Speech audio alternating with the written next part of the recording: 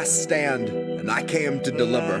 Been called a Clinton operative, a Russian, and a grifter. By libs, a Washington student debt, proud to be an intern, sucking up to pigs who get a tax cut in the midterms.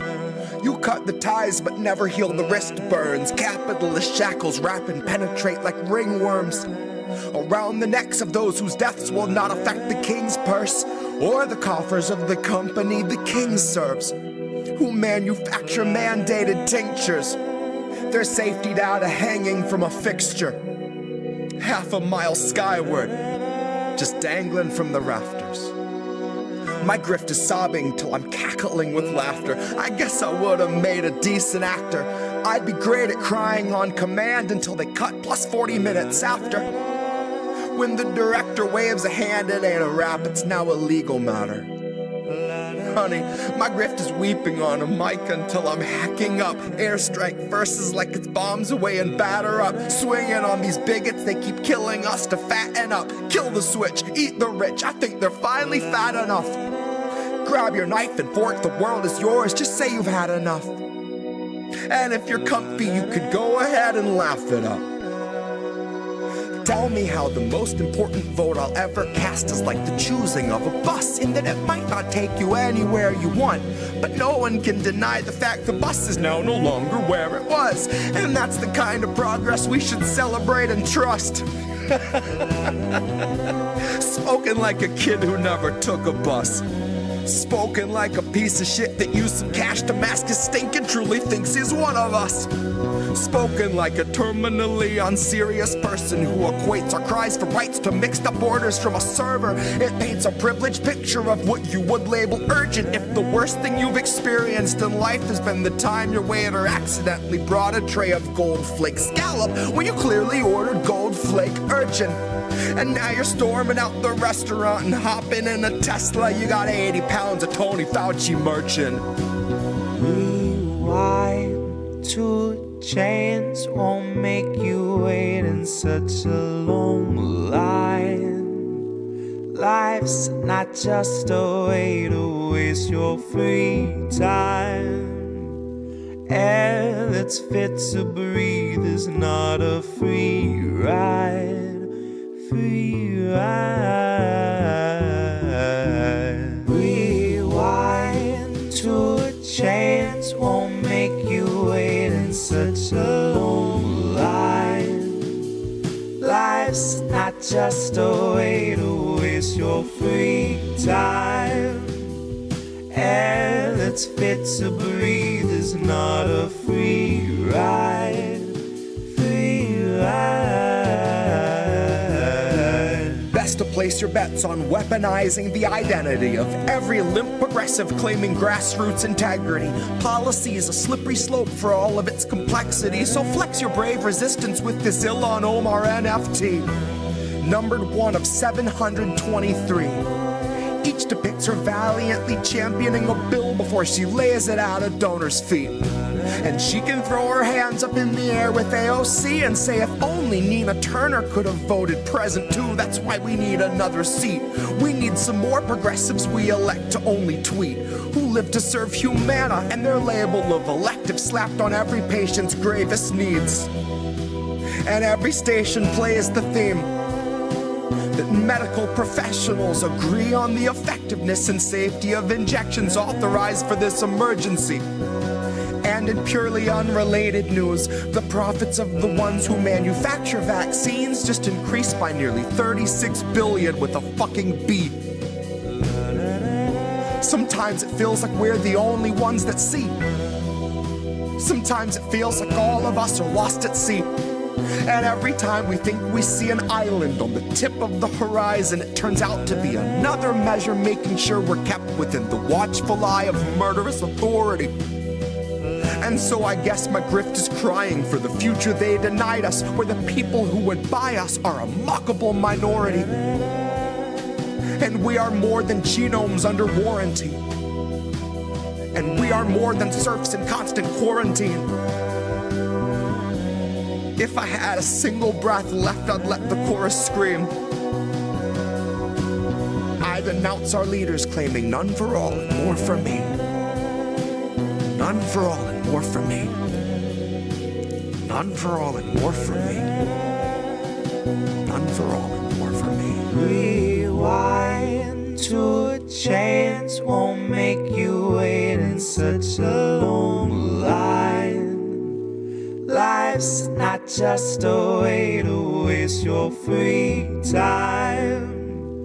Air that's fit to breathe is not a free ride.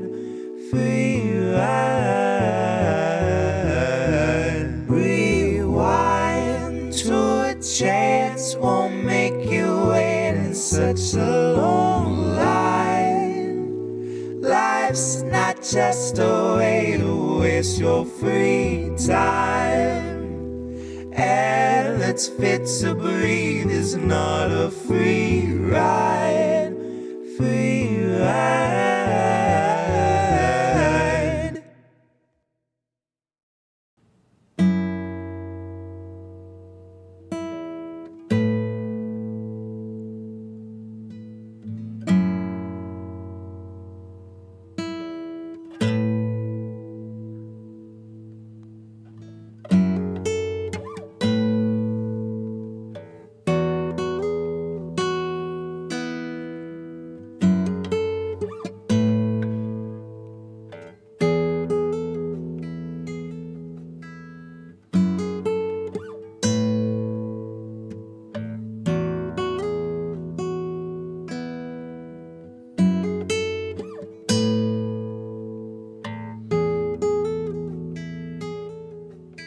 SWAT team took your neighbor today.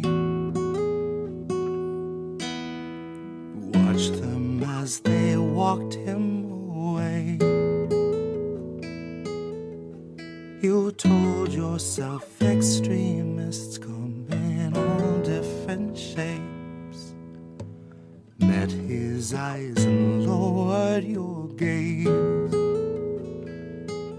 Is it too late for us to ever change? When we are collecting the dust of better days, they're always watching us, but we're never safe. We're not meant to be safe, not meant to escape. We aren't meant to wake.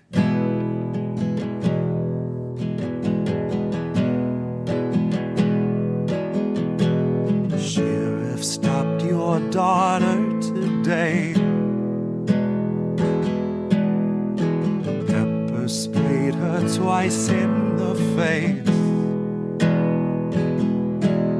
He must have had good reason if he'd treat her that way. At least that's what they've taught you to say. But is it too late for us to ever change?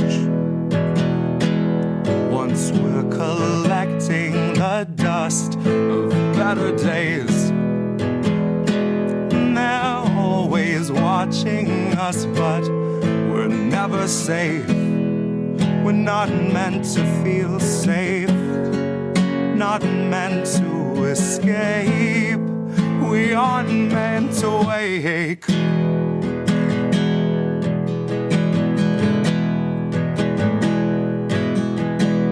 Feds arrived and had you detained.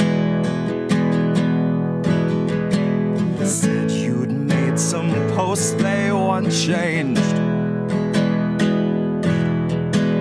Tased you till you felt like you'd forgotten your name, or life before they had you contained. Oh,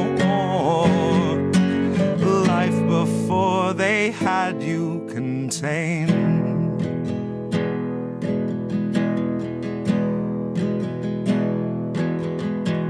SWAT team took your neighbor today.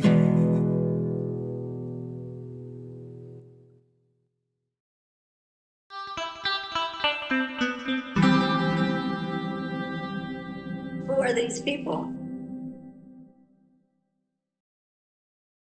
Who are these people. Hi, everyone. It's Tuesday night again. You know what? Today is the 5th Tuesday night of the month. We have a special 5th episode of Indie News Now live on in March. So that's something different. I'm Indy, for all who don't know and can't see on my face there over what my name is. This is we're on live at IndieMediaToday.com over on Substack.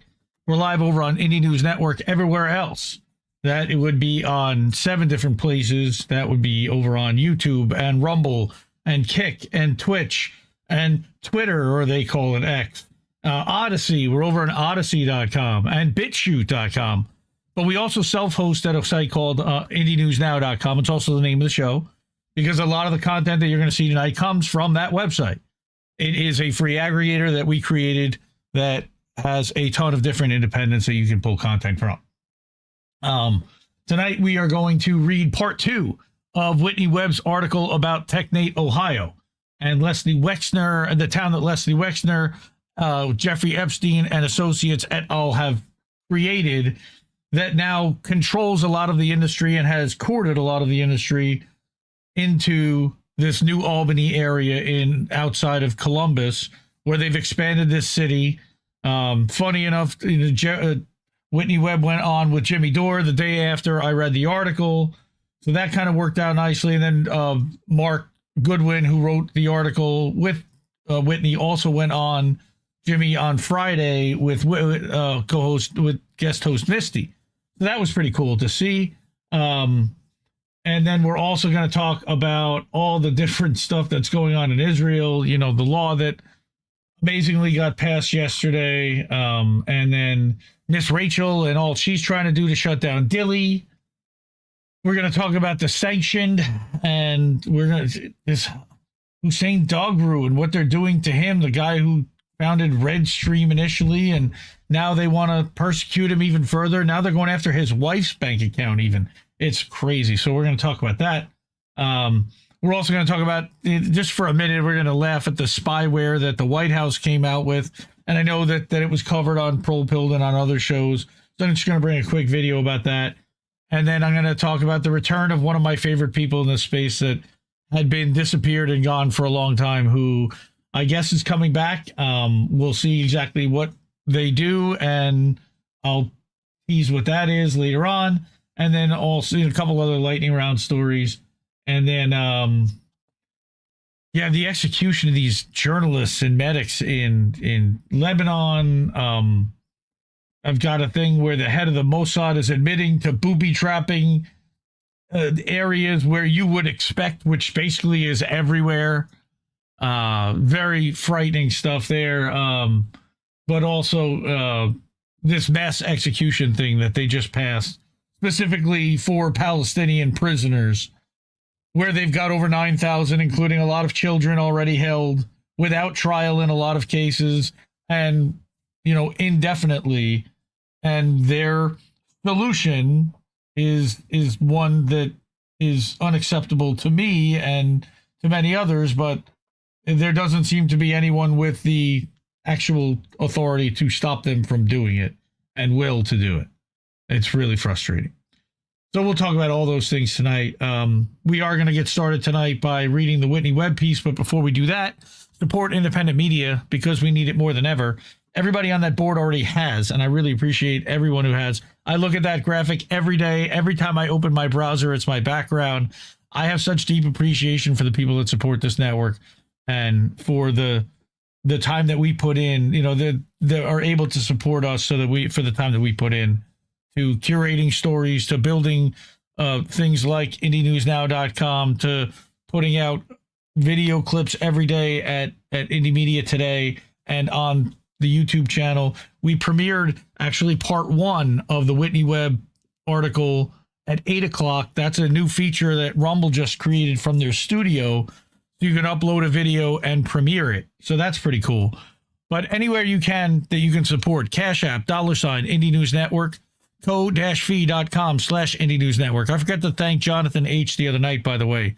He hooked us up with a little Cash App. PayPal.me/Indie News Network or Patreon.com/Indie News Network. Like I said, at IndieNewsNow.com, there's a section to keep the news free. You can leave a Stripe tip for the network. And then over at Substack, you can do INNnewsletter.com, where we are a member and streaming now to all the INN channels. And IndieMediaToday.com. Again, that's my Substack. I publish articles there. Sometimes when I do an appearance, Indie's Tech Tips Live goes live over there, and this show goes live over there with all the clips going out daily at 8:30 a.m. I also share the network update for INN to Indie Media Today every Sunday, usually. Saturday, Sunday, something like that. I try to get to it on the weekend. Okay. Everybody ready to have me read this Whitney thing? So last Tuesday night, I read the first half of this article titled Technate Ohio. So for those who had not been here last week, okay, just going to read this little intro teaser of what we're talking about, and then I'm going to jump to halfway down the article, because this says that it's a 49-minute read, but last week I spent over 80 minutes reading this article, and I only got halfway.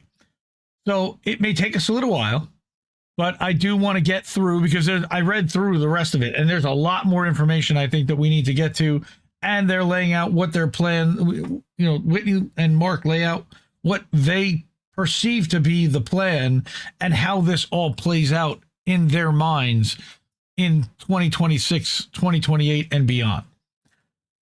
So again, the title of the article is Technate Ohio, How Leslie Wexner and Jeffrey Epstein Built the Silicon Heartland. All right, teasing that Ohio has become the new destination for big tech data centers and AI infrastructure. The state owes much of its rapid transformation into the so-called Silicon Heartland to the now vast array of public-private partnerships. Again, that's a very important term, public-private partnerships, pioneered by the state's richest man, Leslie Wexner, and his former money manager and fixer, Jeffrey Epstein. Again, this is at unlimitedhangout.com. I am a paid subscriber to that site, have been for years. I'm a big supporter of Whitney Webb, a fan. Mark Goodwin as well, who she co-wrote this article with. So jumping down to halfway, we start at where she talks about how these data centers started to pop up, the power behind the power.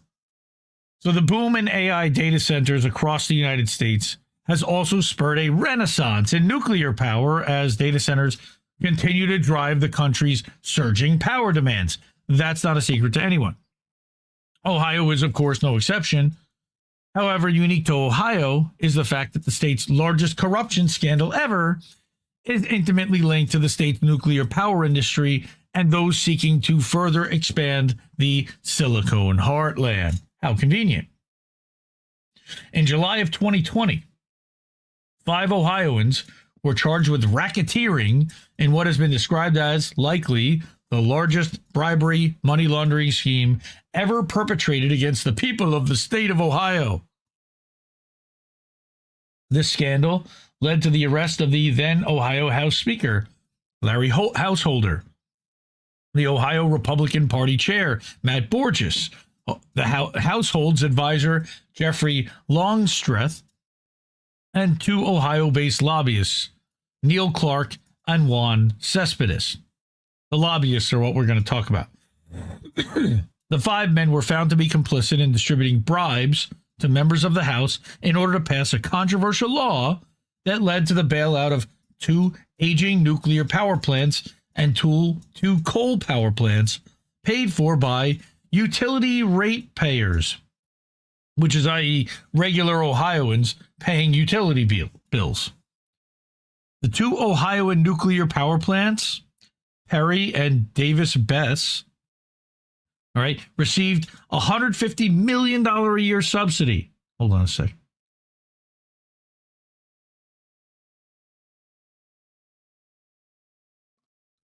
$150 million a year subsidy due to the passing of this law known as HB 6.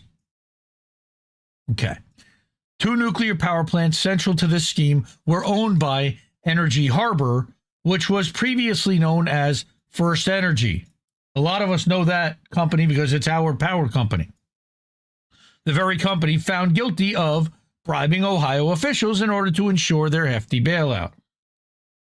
So they now have changed the name, right? Because the name First Energy is toxic and affiliated with the bailout and bribing and the corruption. Central to this bailout, let me zoom in a little bit more. Oh, God. All right. Rameh. Okay, we passed this already. Here we go. Central to the bailout was the successful campaign by Larry Householder to take his position as Speaker of the House.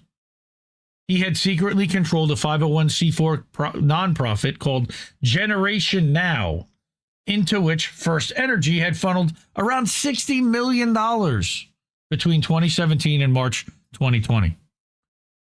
That's a lot of money.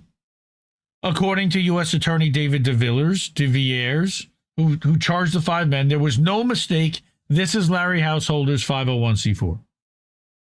Reporting from NPR in July of 2020 stated that de Villiers had alleged that the money from the scheme was spent to the detriment of other political candidates and the people of Ohio. Of course, that's what 501c4s do. They trash other candidates. The prosecutors claimed that members of Householder's enterprise use those payments for their own personal benefit and to gain support for Householder's bid to become Speaker. Yeah, they likely used it. Again, I don't want to speculate how. According to the complaint filed in July 2020, during the quote-unquote spring and fall of 2018, the enterprise, Generation Now, spent millions in Company A, First Energy money, to support House candidates involved in primary and general elections, whom the enterprise believed would both vote for Householder as Speaker and ultimately would follow his lead as Speaker and vote for bailout legislation benefiting First Energy. Of course they would. The company had notably announced it was closing nuclear power plants and declaring bankruptcy shortly before in March 2018. So in exchange for these payments, Householder and his co-conspirators helped pass HB 6. All right, so they were going to get nothing. And they said the state's going to get nothing if we declare bankruptcy. So give us a bailout and at least maybe you'll get something. They also subsequently defeated a ballot initiative to strike down the law after its successful passing. That's unreal. They defeated a ballot initiative, right? The complaint confirms that Householder-backed candidates that had received money from First Energy via Householder's Generation Now organization helped elect him, who introduced the bill just 3 months into his term. Go figure. As a result of the legislation, First Energy's $60 million racketeering scheme went on to be worth $1.3 billion. So they kind of blew it up a little bit. The aforementioned Jobs Ohio, which they talked about earlier, had lent First Energy $12 million in 2015, but oddly chose to forgive the loan 2 years later. Unpaid. Why did they forgive the loan? Weird. All right. As noted above, First Energy sent regular payments to Householder's secret company, Generation Now, beginning in 2017. So now this is like a direct corruption bribery scandal.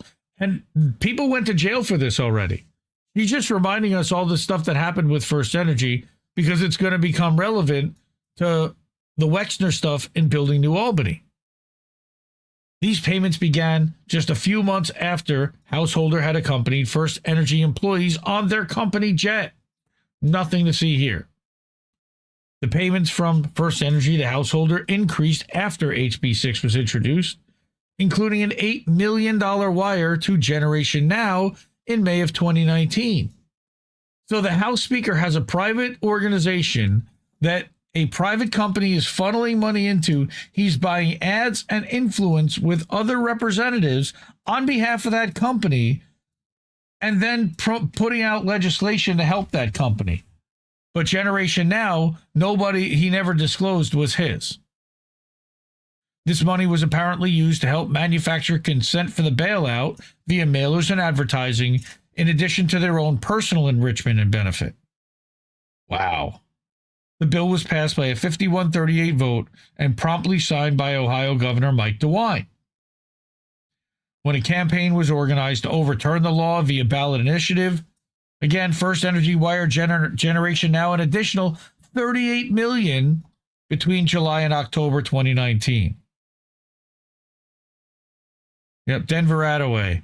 Politics, April 25th, 2024. Utility that bribed Ohio regulators secretly bankrolled Republican Mike DeWine's 2018 governor bid. Yep. Because they knew that he would deliver. Over the course of this 3-year period, First Energy again sent $60 million to essentially purchase the billion-dollar bailout. State prosecutors described the payments as akin to bags of cash. Unlike campaign or PAC contributions, they weren't regulated, they weren't reported, they weren't subject to public scrutiny. And the enterprise, meaning First Energy, freely spent the bribe payments to further the enterprise's political interests and to enrich themselves. I mean, again, how people aren't in jail for this, I don't know, but maybe they are. While certainly a notable story unto itself, with numerous implications for the state's booming data center industry, there are multiple connections between the parties involved to the decades-old effort by Epstein and Wexner to build out New Albany, Ohio. Again, I knew she was going to tie it back to New Albany. And this is the guy, the lobbyist, Neil Clark, a longtime lobbyist in Ohio, and one of those 5 charged with racketeering in 2020 was an essential figure within the scheme. This is the middleman. He's the connector. During conversations with Householder, which were recorded by the FBI, Clark self-described himself as Householder's proxy and also claimed that the dark money at their disposal was unlimited. Clark was also recorded saying that we call Company A, First Energy, the bank. They can fund these things for 20 years if they want to. They've got too much money and too much power. So we skip to 1999, skip back to 99. All right, this guy, Neil Clark, had formed State Street Consultants, an Ohio-based powerhouse lobbying firm with former Ohio Democratic Party Chairman Paul Tipps. The firm grew into the largest government affairs consulting firm in Ohio, but not before both Tipps and Clark had spent years lobbying on behalf of Wexner's Limited Brands and the Epstein-Wexner-run New Albany Company, again, that we talked about and covered in last week during the first half of this article. During this period, Wexner was working with the lobbying firm, the Success Group, which she'll get to later, in addition to Tipps and Clark, to, quote, persuade the Ohio legislature in 1990 to put an amendment into an unrelated bill that in essence allowed his company to create its own government within the development. The change enabled the private government to tax new residents, issue new bonds, and essentially control almost all the area. That's really important. So now New Albany is able to issue its own taxes on top of the city taxes and the county. In 1992, Wexner sought an amendment to a state law preventing his golf course, the New Albany Country Club, from reapplying for a liquor license during a 4-year wait after previously being denied said license. Well, let's see what we can do about that. Clark, alongside his future partner Tipps, represented Wexner's attempt to circumnavigate this long wait, with Clark noting that he provided the services pro bono.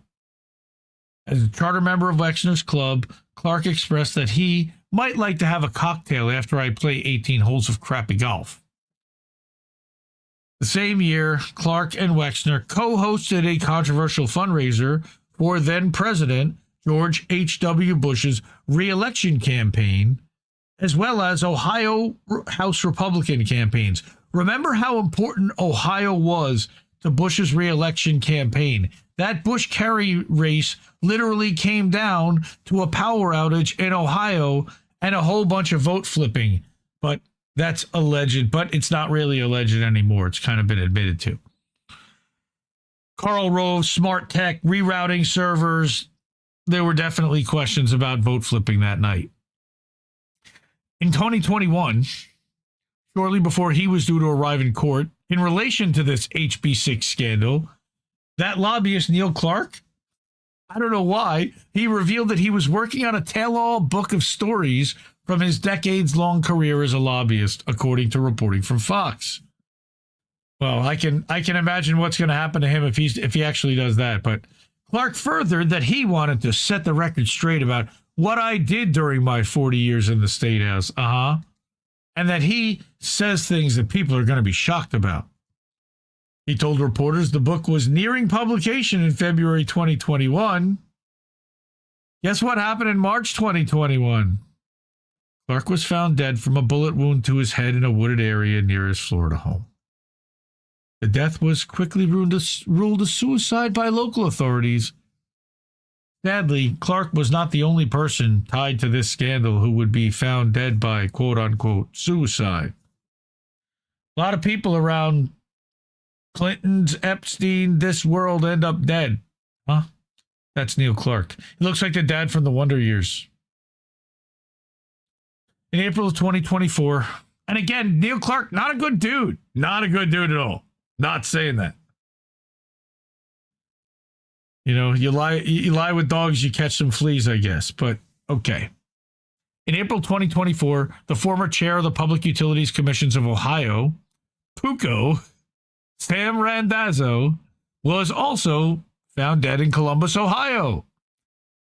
Randazzo had spent years leading the charge in Ohio to deregulate the energy grid before forming the Sustainability Funding Alliance. That was a corporation that had received payments from First Energy in 2019. The morning Randazzo was supposed to check in with the court, his body was found hanging in a building he owned. Ooh, that's a bit of a message, I'm guessing. Previously, Randazzo had pled not guilty to 22 state and 11 federal charges relating to his role in the HB6 scandal. According to reporting from NBC, Randazzo was accused of taking a $4.3 million bribe from First Energy CEO Chuck Jones, we saw his picture above, and ex-senior VP Michael Dowling in 2019 for consulting services related to writing parts of a law that would send millions of dollars in subsidies to First Energy. That's a nice subsidy. That's a consulting fee, $4.3 million. That's some high quality writing right there. Randazzo had been appointed by PUCO by Governor Mike DeWine in 2019, shortly after accepting the payment from First Energy. Seems to be in line because, as Denver had pointed out, that Mike DeWine was funded partly by First Energy. Randazzo became PUCO's chair in April 2019, the same month that HB6 was introduced. According to the Ohio Capital Journal, Randazzo had received a total of $22 million in consulting fees from First Energy, including that $4.3 million just in 2019. That same year, in November of 2019, Randazzo and PUCO issued a new order. That granted First Energy a major win, which would have been worth hundreds of millions of dollars. So, in 2021, DeWine comes to Randazzo's defense when links first surfaced between Randazzo and First Energy. Of course he does. They're all covering for each other. Randazzo was not the only personal appointment made by DeWine involving one of the major players in the scandal. Again, not a surprise. In January of 2019, at the onset of the HB6 introduction, again, what's HB6 again? All right, HB6 is allowing First Energy to get this bailout for their $150 billion. All right, I think it's million. Governor Mike DeWine appointed Dan McCarthy to serve as Director of Legislative Affairs. in 2019, January. McCarthy had founded a 501c4 entity called Partners for Progress in 2017, which First Energy used to funnel money during their bribery scheme related to HB6, yet another 501c4. According to reporting from Cleveland.com, here's another one. McCarthy's Partners for Progress received $5 million from First Energy in 2017. They're just buying influence. So this is another one of these guys. $5 million from First Energy in 2017, and then another $1.2 million of that was distributed to organizations working to elect Householder as Speaker. Remember, that was what it was in the first place. It was a bribery scheme. First, they got the money to those folks. They got him elected Speaker. They then voted on the bailout, and everybody wins. Well, everybody connected to First Energy wins, as long as nobody found out. Problem is, people did find out. 1.2 million of that money, that 5 million that went from First Energy to McCarthy's Partners for Progress, ended up getting funneled down to Generation Now, which again was Householder's own organization. The group later spent millions funding ads and taking other steps to pass HB6. Mostly that's TV ads trying to propagandize and brainwash people on local TV. We need to pass HB6. It's really good for our energy. It's for our energy, to keep our energy bills down. This is what they were buying, was ads blanketing TV, begging people to vote for this. And guess what? It worked, because people do what they're told usually, right? Another board member of Partners for Progress was Mackenzie Davis, who worked with McCarthy herself while he was president of the Success Group. Like she said, she was going to get the Success Group. McCarthy had left the Success Group to join DeWine's administration. As it relates to the power nexus in Central Ohio, the Success Group had also previously worked for Wexner's The Limited in the 1990s. This is like a marketing firm. In addition to the Ohio Electric Utility Institute, right? The Ohio Coalition for Customer Choice in Electricity, and military contractor TRW. So they're heavily involved in the energy sector, in promoting and advertising and building a name in Ohio in the energy sector. Specific. Tangentially, again, TRW also had acquired Cam Gears back in 1965. She goes way, way deep here. The latter being a firm managed by Douglas Sims Lease and founded by Lease's father. Lease then became the International VP of Customer Relations for TRW the same year of the merger. Lease then goes on to hire Epstein in the early 1980s and is believed to have played a crucial role in connecting Epstein to Saudi arms dealer Adnan Khashoggi and his former business partner Stephen Hoffenberg. So it all comes full circle, and that's why she's talking about the tangent from TRW, is that there's also a TRW connection and link with this guy Lease, all right, to Epstein. Further and notably, the Success Group, this marketing firm, was founded and chaired by longtime Ohio Democratic figure Dennis Wojciechowski, who acted as its CEO from 1984 to 2003. Why is that relevant? He had previously lobbied on behalf of Sir James Goldsmith during a failed takeover bid of Goodyear Tire, which is Akron-based, another Ohio company. Wojciechowski had attempted to cover his business associations with the controversial Goldsmith by not registering him as his client, but instead listed a Cleveland-based law firm which had hired him on Goldsmith's behalf, right, as the client. So they didn't want to, show the people of Ohio that this guy was involved in brokering a sale of Goodyear to a foreigner. So they sneakily hired a Cleveland law firm to mask it. This guy's associations with Goldsmith in the late 80s are certainly prudent to the Epstein-Wexner takeover of New Albany, as Epstein was apparently, again, first introduced to this elite power nexus at Goldsmith's New York mansion in the early 1970s. All right, so who's this guy Goldsmith again? All right, Paul Goldsmith, right? So he's the one that tried to buy Goodyear Tire. So Goldsmith, where are we here, was closely affiliated with Robert Maxwell. No wonder why they want to hide that. And Rothschild banking interests, as well as a member of the organized crime-linked Claremont Club in the UK. God, there's so many people that are linked to you. What we need is like a 7 C's mapping of all these people and how they link and where they're going. At some point, I might try to do that. All right. Wojtanowski found himself embroiled in a previous lobbying scandal with Wexner, which came to light in 1995. All these guys are so corrupt, just buying each other off for favor. And you know why they do it? Because they get massive return on investment every time. Every time it works. And when they don't, they go to jail, they get a slap on the wrist, they pay a fine, they do it again. Right? The Ohio lobbyist in 1995 hosted dinner parties at his home where he illegally distributed $500 checks to state legislators from 6 different subsidiaries of the Limited. So that's your $3,000 limit, I guess. Maybe there's a state limit of $500, and each one came from different organizations. So technically, that's legal, I guess. I'm guessing not.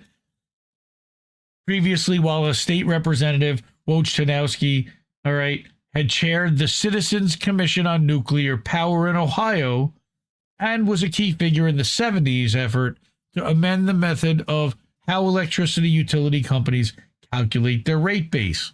I can imagine that that's not going to benefit the public, but yet it's going to benefit the energy companies because he's working on behalf of the lobbyists, right? These scandals and their players have direct implications on the future of Ohio's data center growth and perfectly illustrate how a small group of businessmen and lobbyists can commandeer local and state government policymaking. So this is, again, just a handful of people. They're having a ton of influence over it. So now they're getting securing questionable tax exemptions is easy in Ohio. Why is it easy in Ohio? Because of this public-private partnership stuff. So in 2013, Ohio passed a sales tax exemption that covers computer data center equipment. How convenient, in addition to materials used in constructing the centers. This tax exemption remains controversial, particularly given the increase in regional electricity prices and other issues that come with new data centers. What about the profitability in data centers and the fact that they don't need a fucking subsidy? Now, according to a January 2025 report from Policy Matters Ohio, quote, if the investments announced by Amazon, Google, and Microsoft in the past 2 years are all covered by the tax break, the state and localities could lose out on almost $1.6 billion in sales tax revenue with only modest job creation to show for it. All right. I don't even know if that 1.6 billion is correct. I'm guessing that that's overinflated. Let's call it 1.2 billion. That's still a lot of money the state's just giving away for the privilege of having these businesses house themselves there, jack up the energy bills, and drain the resources of the local community. The positive regulation for the data center industry in Ohio does not stop there, with the report further noting the state's unique property tax abatements. So here we go. Here's more benefit and favor for the data center companies. Quote, in addition to the sales tax exemption, many Ohio data centers also get local subsidies through property tax abatements. It's worth noting that Ohio does not tax tangible property like data center equipment. In Virginia, the largest site for data centers, Loudoun County, received more than $600 million in property taxes from data centers in 2023, the vast bulk of which was from taxes on equipment Ohio doesn't levy. So Ohio is providing large, invisible subsidies in the form of lesser property taxes on data center equipment than some other states. Some of the data center operators also receive other state subsidies. For example, even prior to its recent announcement that it would invest another $10 billion in Ohio data centers, Amazon was getting a job creation tax credit, so it's credited with much of the state income tax paid by its data center employees. Wait, what?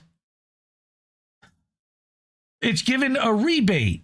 Again, it's credited with the state income tax that the data center employees that work for Amazon in Ohio and pay income tax, they're kicking that back to Amazon. Why? Because of the people that work for Amazon don't use the roads? Because they don't use the fire department? That insane. Because Les Wexner brokered it that way. According to 2024 reporting from Cleveland.com, these stadium-sized data centers, again, stadium-sized, from Amazon, Google, and Meta, plus less familiar names like Quality Technology Services and CyrusOne, hello CIA, hello NSA, often employ 20 to 30 or so workers when operational. That's it. With some earning tax perks for promising as few as 10 new jobs. For example, again, Amazon's 3 data centers located in Dublin, Hilliard, and New Albany received about $100 million in state subsidies, according to a 2016 report from Good Jobs First. These tax breaks, while leading to minimal employment boosts, are no small factor within Amazon's $7.8 billion plans to build more than 24 data centers in Central Ohio. If you're living in Central Ohio, get the hell out of there. I'm telling you right now. They're taking over.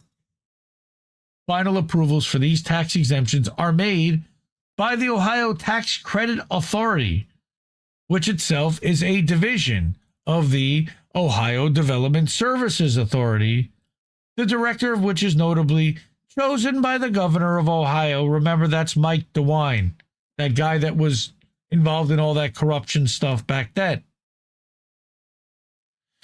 Public sector subsidies and tax exemptions carry a unique history in Ohio and have been routinely exploited by Wexner-controlled business interests for several decades. Take, for example, the Limited's efforts to relocate the CIA's Southern Air Transport to the Columbus area Rickenbacker Airport in 1995, which they kind of did, at least let's say in part. Wexner's The Limited Inc., then under the power of attorney of one Jeffrey Epstein, specifically sought out not one but 2 CIA-linked airlines to run its cargo during that period. I can't imagine why. As noted in, again, Whitney's book, One Nation Under Blackmail, which you should have on your shelves if you don't already. I own it. Beginning in 1992. By the way, you can also download it for free. It's on Audible. There's multiple ways to get that book. And Whitney herself has linked to a free version of this book. Okay. Beginning in 1992, the Limited began to be linked to its efforts of different airlines to relocate or set up a major presence at Rickenbacker. The first of these was the Russian state-owned airline Aeroflot. That's unusual, which created a North American subsidiary called North American Aeroflot, or NAA. Wexner's The Limited was the main force behind NAA and its activities at Rickenbacker. NAA's activities at Rickenbacker also intimately involved Arrow Air, a CIA-linked airline that had smuggled weapons as part of the Iran-Contra operation. Now, remember that back in like the mid-1990s, like we were involved in Russia, in the downfall of Russia, and this is like the Yeltsin era. This is before Putin takes over. So right now you're talking about like the Robert Baron era, and when Putin's there, and we're sending guys to try to get Yeltsin elected as president of Russia, and they're totally in bed with CIA. They're operating all over Russia at that point. So it's funny that they set up a Aeroflot North America. I didn't know that. Less than a month after NAA and Aero Air began running cargo through Rickenbacker, the main CIA-linked Iran-Contra airline, because there were multiple, Southern Air Transport, began its own efforts to become the dominant force at Rickenbacker. Southern Air first cloaked its initial attempts via the company Polar Air Cargo, which was comprised of 3 companies, Southern Air, Polaris Corp., and Nedmark. And yes, that Polaris Corp., like Sea-Doo Polaris Corp. At the time, SAT had the same owner it had during Iran-Contra, former CIA lawyer James Bastian. Polar Air later dissolved its relationship with SAT and sought to expand its Columbus operations.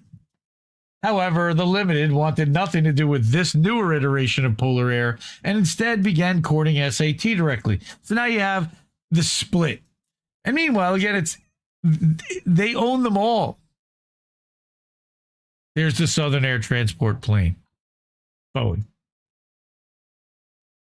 They continue. Again, this is from Whitney, Webb, and Mark Goodwin's article from UnlimitedHangout.com. Crucial to these negotiations was a generous package of incentives from the state of Ohio that included a 75% credit against its corporate tax liability for the next 10 years. That's a $5 million low interest rate on a loan on top of it, and a $400,000 job training grant. So now you're literally giving them money to train people how to work there. The package was offered by Ohio politicians in efforts to please powerful Ohio businessmen, namely Les Wexner. SAT ultimately did relocate to Rickenbacker to run cargo for Wexner's The Limited because the incentives deal was too good to turn down. Of course it was, because the CIA made sure it was. Reporting from local Ohio journalist Bob Petrakis linked Jeffrey Epstein, who had a background in arms smuggling and was enmeshed in Wexner's finances, to the efforts to bring SAT to Columbus. I don't think it was much of a stretch. Petrakis later reported that key Iran-Contra figures like Alan Fires Jr. and Richard Secord had also been instrumental in SAT's relocation. Yeah, Wexner is, boy howdy, what a lucky guy. It's just amazing. Oh my goodness. Right? He was also told by both Ohio's Inspector General and Franklin County's then sheriff that they believed Epstein and Wexner had ties to CIA. No, you're kidding. More on what The Limited may or may not have been doing clandestinely with these airlines is discussed extensively in One Nation Under Blackmail, but is beyond the scope of this article. So go read that. Okay. Yes, exactly, Cowboy Kitty. Surely we can all vote our way out of this. And you would know because you're in Ohio. Notably, despite the lofty promises from Ohio officials and lobbyists working for The Limited, SAT, Southern Air Transport, did not create the jobs it had promised. No. It did not construct the maintenance facility it had promised to build. Nah. And it began to financially implode rather quickly, despite the $3.5 million in taxpayer funds it had received, not counting the low-interest loans. Okay, where'd the money go? Where's the money, Lebowski? Southern Air Transport then filed for bankruptcy in 1998, and its collapse was likely a controlled demolition, with $32 million of company funds allegedly appearing in the personal bank account of James Bastian's wife not long before it went bankrupt. James Bastian, again, was the owner of Southern Air Transport. He was the setup. He was the fall guy. He was one of them, but they certainly set him up. In the years since, CIA-linked airlines like Landmark Aviation, as well as Wexner-linked Lane Aviation, made their homes, guess where? At Rickenbacker. It's really like Wexner's home airport. These two airlines, after heavy lobbying from local businessmen, quote unquote, saw local law changed yet again in 2011 that can clear private planes without regular customs checks at the private terminals they control at Rickenbacker. Come on, man. So wait a minute. Now these guys literally can run CIA stuff totally outside of customs checks wherever the fuck in the world they want out of private terminals in bumfuck Columbus, sorry, to those who live near there, Ohio, and run them anywhere in the world that they feel like it, unchecked, just because Les Wexner. Yeah, he's not CIA or anything, right? All right, now we get to Anduril and Erebor. These are the drone companies that have been recruited and the corruption that has been wrought in bringing these drone companies to produce directly in Ohio and why. So now Rickenbacker is due to have a new company grace its airstrips. In January 2025, Governor DeWine announced that defense contractor Anduril planned to lease property at Rickenbacker to construct nearly $1 billion manufacturing facility dubbed Arsenal One. That's a frightening company. I don't like Anduril at all. But whether I like it or not is irrelevant, unfortunately. As illustrated in previous reporting from Unlimited Hangout, Anduril was founded by Palmer Luckey, a longtime associate of Epstein crony and Palantir co-founder Peter Thiel. Luckey met Thiel when he was only 19, shortly after Luckey founded his first company. You know, Thiel meets a lot of these young single guys, tech bros, that, anyway. Luckey is apparently married to Matt Gates' sister, I hear. Now, Luckey's first company was Oculus Rift, which was later sold to Facebook. Those are the goggles, the VR glasses, while Thiel sat on Facebook's board. So maybe he was involved in getting Luckey paid out to begin with. Shortly after he founded the Modern Warfare Equipment and Drone Manufacturing Company, Anduril was then backed by, conveniently, Thiel's Founders Fund, only then to be joined by another Palantir co-founder, Joe Lonsdale. We're going to talk about him below. Luckey's Anduril would not exist without the assistance of Thiel and several executives from Thiel's Palantir. That's a definitive statement. Absolutely true. As Unlimited Hangout has reported in numerous articles beginning in 2020, Palantir is a CIA front explicitly aimed at resurrecting the controversial surveillance dragnet once housed by the Pentagon's DARPA known as Total Information Awareness. CIA sought to use warrantless dragnet surveillance of Americans to prevent crime and terrorism, quote-unquote, before it happens, i.e. pre-crime, a field which Palantir has since pioneered and which was essentially now made DOJ policy by Trump's Attorney General in his first term, Bill Barr. All right. We also talked about DARPA and TIA and Palantir, and at the time also LifeLog and Facebook, and how Thiel sat in the middle of all of this. That was when J.D. Vance was first announced as Trump's running mate, and people were like, who's that? And Whitney wrote this long article, which, by the way, I read on How Did We Miss That? It was over an hour long.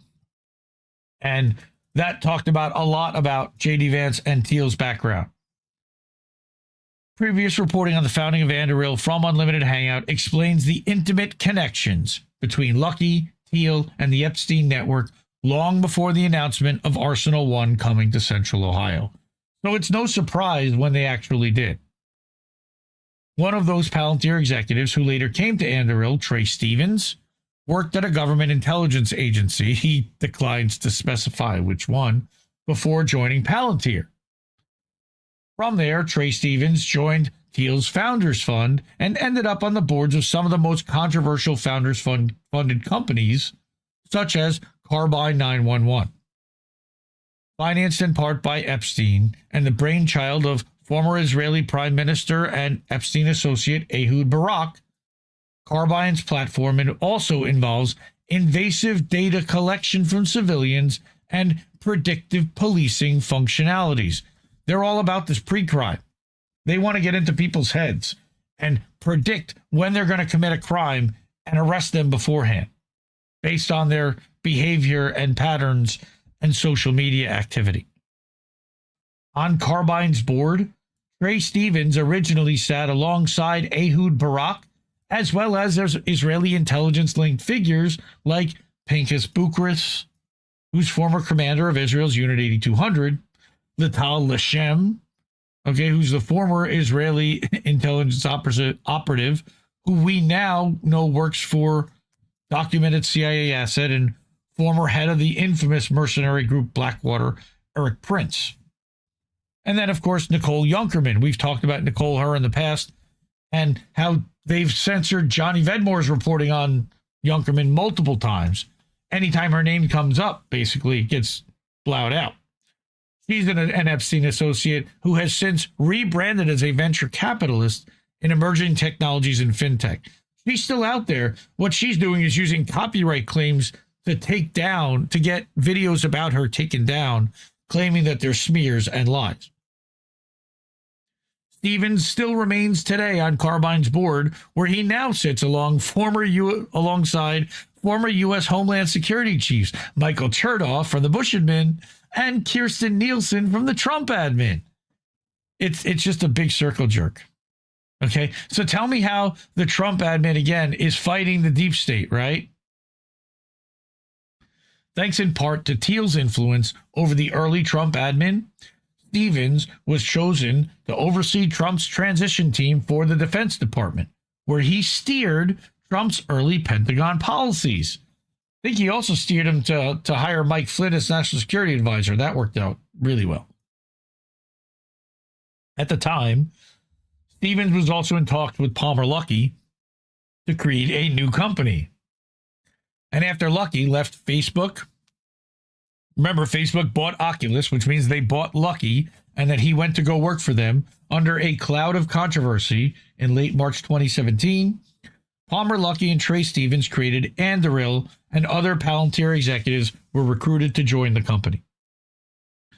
Within a year of its existence, Anduril had already netted millions in contracts from the Department of Homeland Security. Stevens has remained at Thiel's Founders Fund since co-founding Anduril. So he's got multiple roles and he wears multiple hats and is making a ton of money, by the way, in multiple roles. An underreported revelation within the recent batch of Epstein emails released by the DOJ is that Epstein likely co-invested in Anduril alongside Founders Fund via Thiel's Valor Ventures firm, specifically the Valor Global Fund 3. It appears as if Epstein invested $15 million into Valor through his Southern Trust Company in June of 2015. In an email from Israeli Prime Minister Ehud Barak to Epstein associate Nicole Junkerman, Barak implies that Thiel and Epstein co-owned the fund, although a spokesman for Thiel would later deny the claims of co-ownership to the Byline Times, while confirming that Epstein was a limited partner. So Thiel didn't own it, but Epstein did. So maybe it wasn't a partnership, maybe it was all Epstein owned. In recent years, Anduril and Palmer Luckey himself have certainly grown in public notoriety, including an appearance on the Joe Rogan Experience. On that podcast, Luckey expressed the need for the United States to stop being the world police and instead become the world's gun store. No, because you're only going to arm one side. Unsurprisingly, Luckey's company would be set to benefit immensely from such an international policy pivot, especially after the completion of Arsenal 1 in the Columbus area. He's only going to be supplying one side with drones, though. He's not going to arm both sides of the conflict because we're usually on one side of the conflict. This is insane. In a story all too similar to that of booming data center expansion, the build-out of Arsenal 1 was again made possible in no small part due to massive tax breaks unanimously approved by the Tax Credit Authority of Ohio.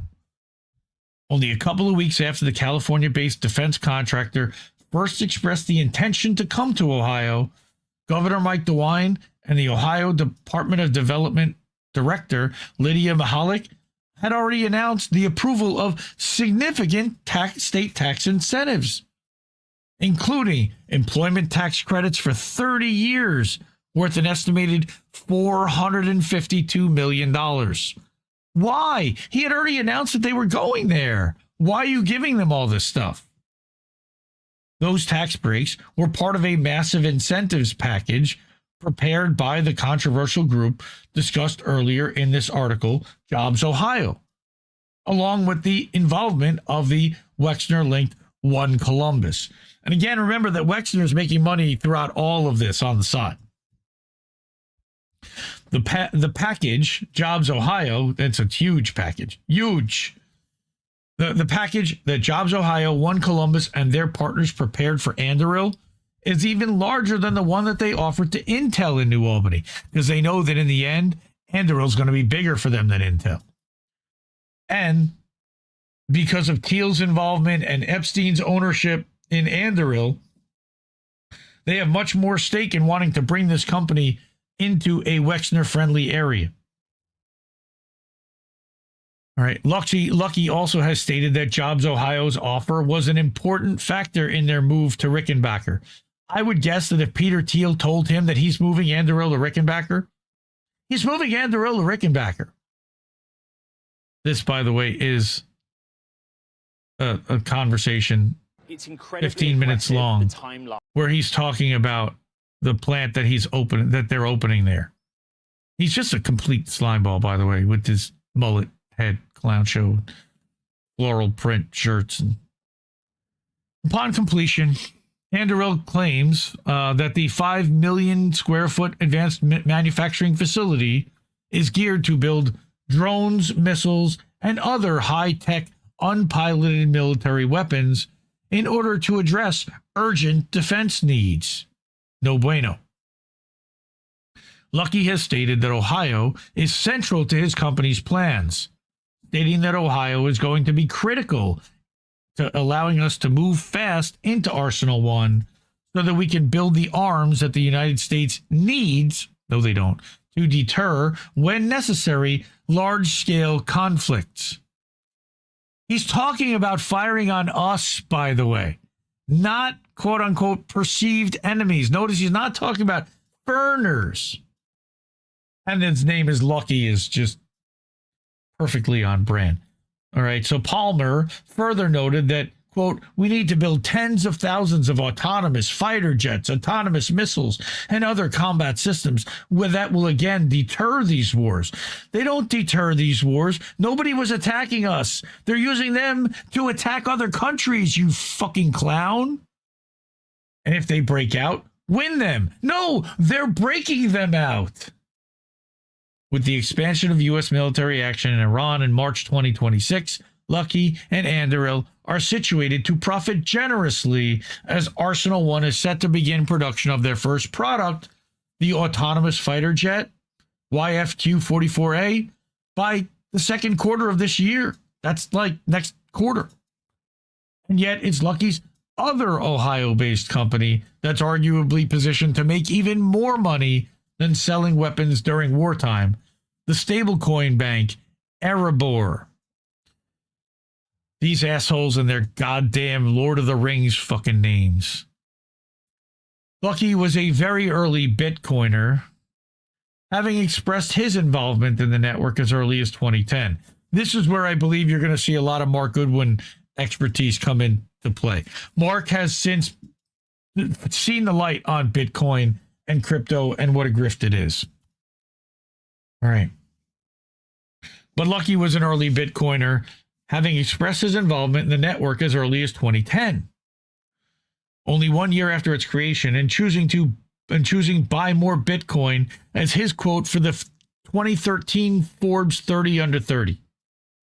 As noted in previous investigations from Unlimited Hangout, the 2024 Trump campaign made Bitcoin, stablecoins, and crypto in general a significant part of their platform, and the first year of a second admin was chock full of executive orders and new regulations enabling this behemoth of an industry and absolving them of all crimes, apparently. Lucky has been an outspoken supporter of Trump's, including a $100,000 donation to his first inauguration, and was allegedly let go from Facebook in 2017 due to his political views regarding Trump, which is funny because now they all kiss Trump's ass, including Zuckerberg. Lucky also credits Trump's book, Art of the Deal, as inspiring him to co-found Oculus, and even wrote Trump a letter in 2011 urging him to run for president. Except that Trump didn't really write Art of the Deal. Tony Schwartz, I think it was, guy.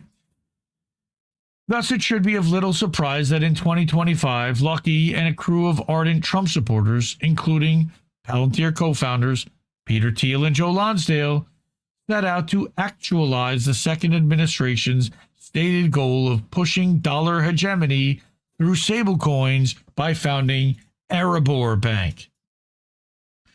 Now, I think he's going to have some competition here from our Commerce Secretary, but he could be in on this too, for all we know.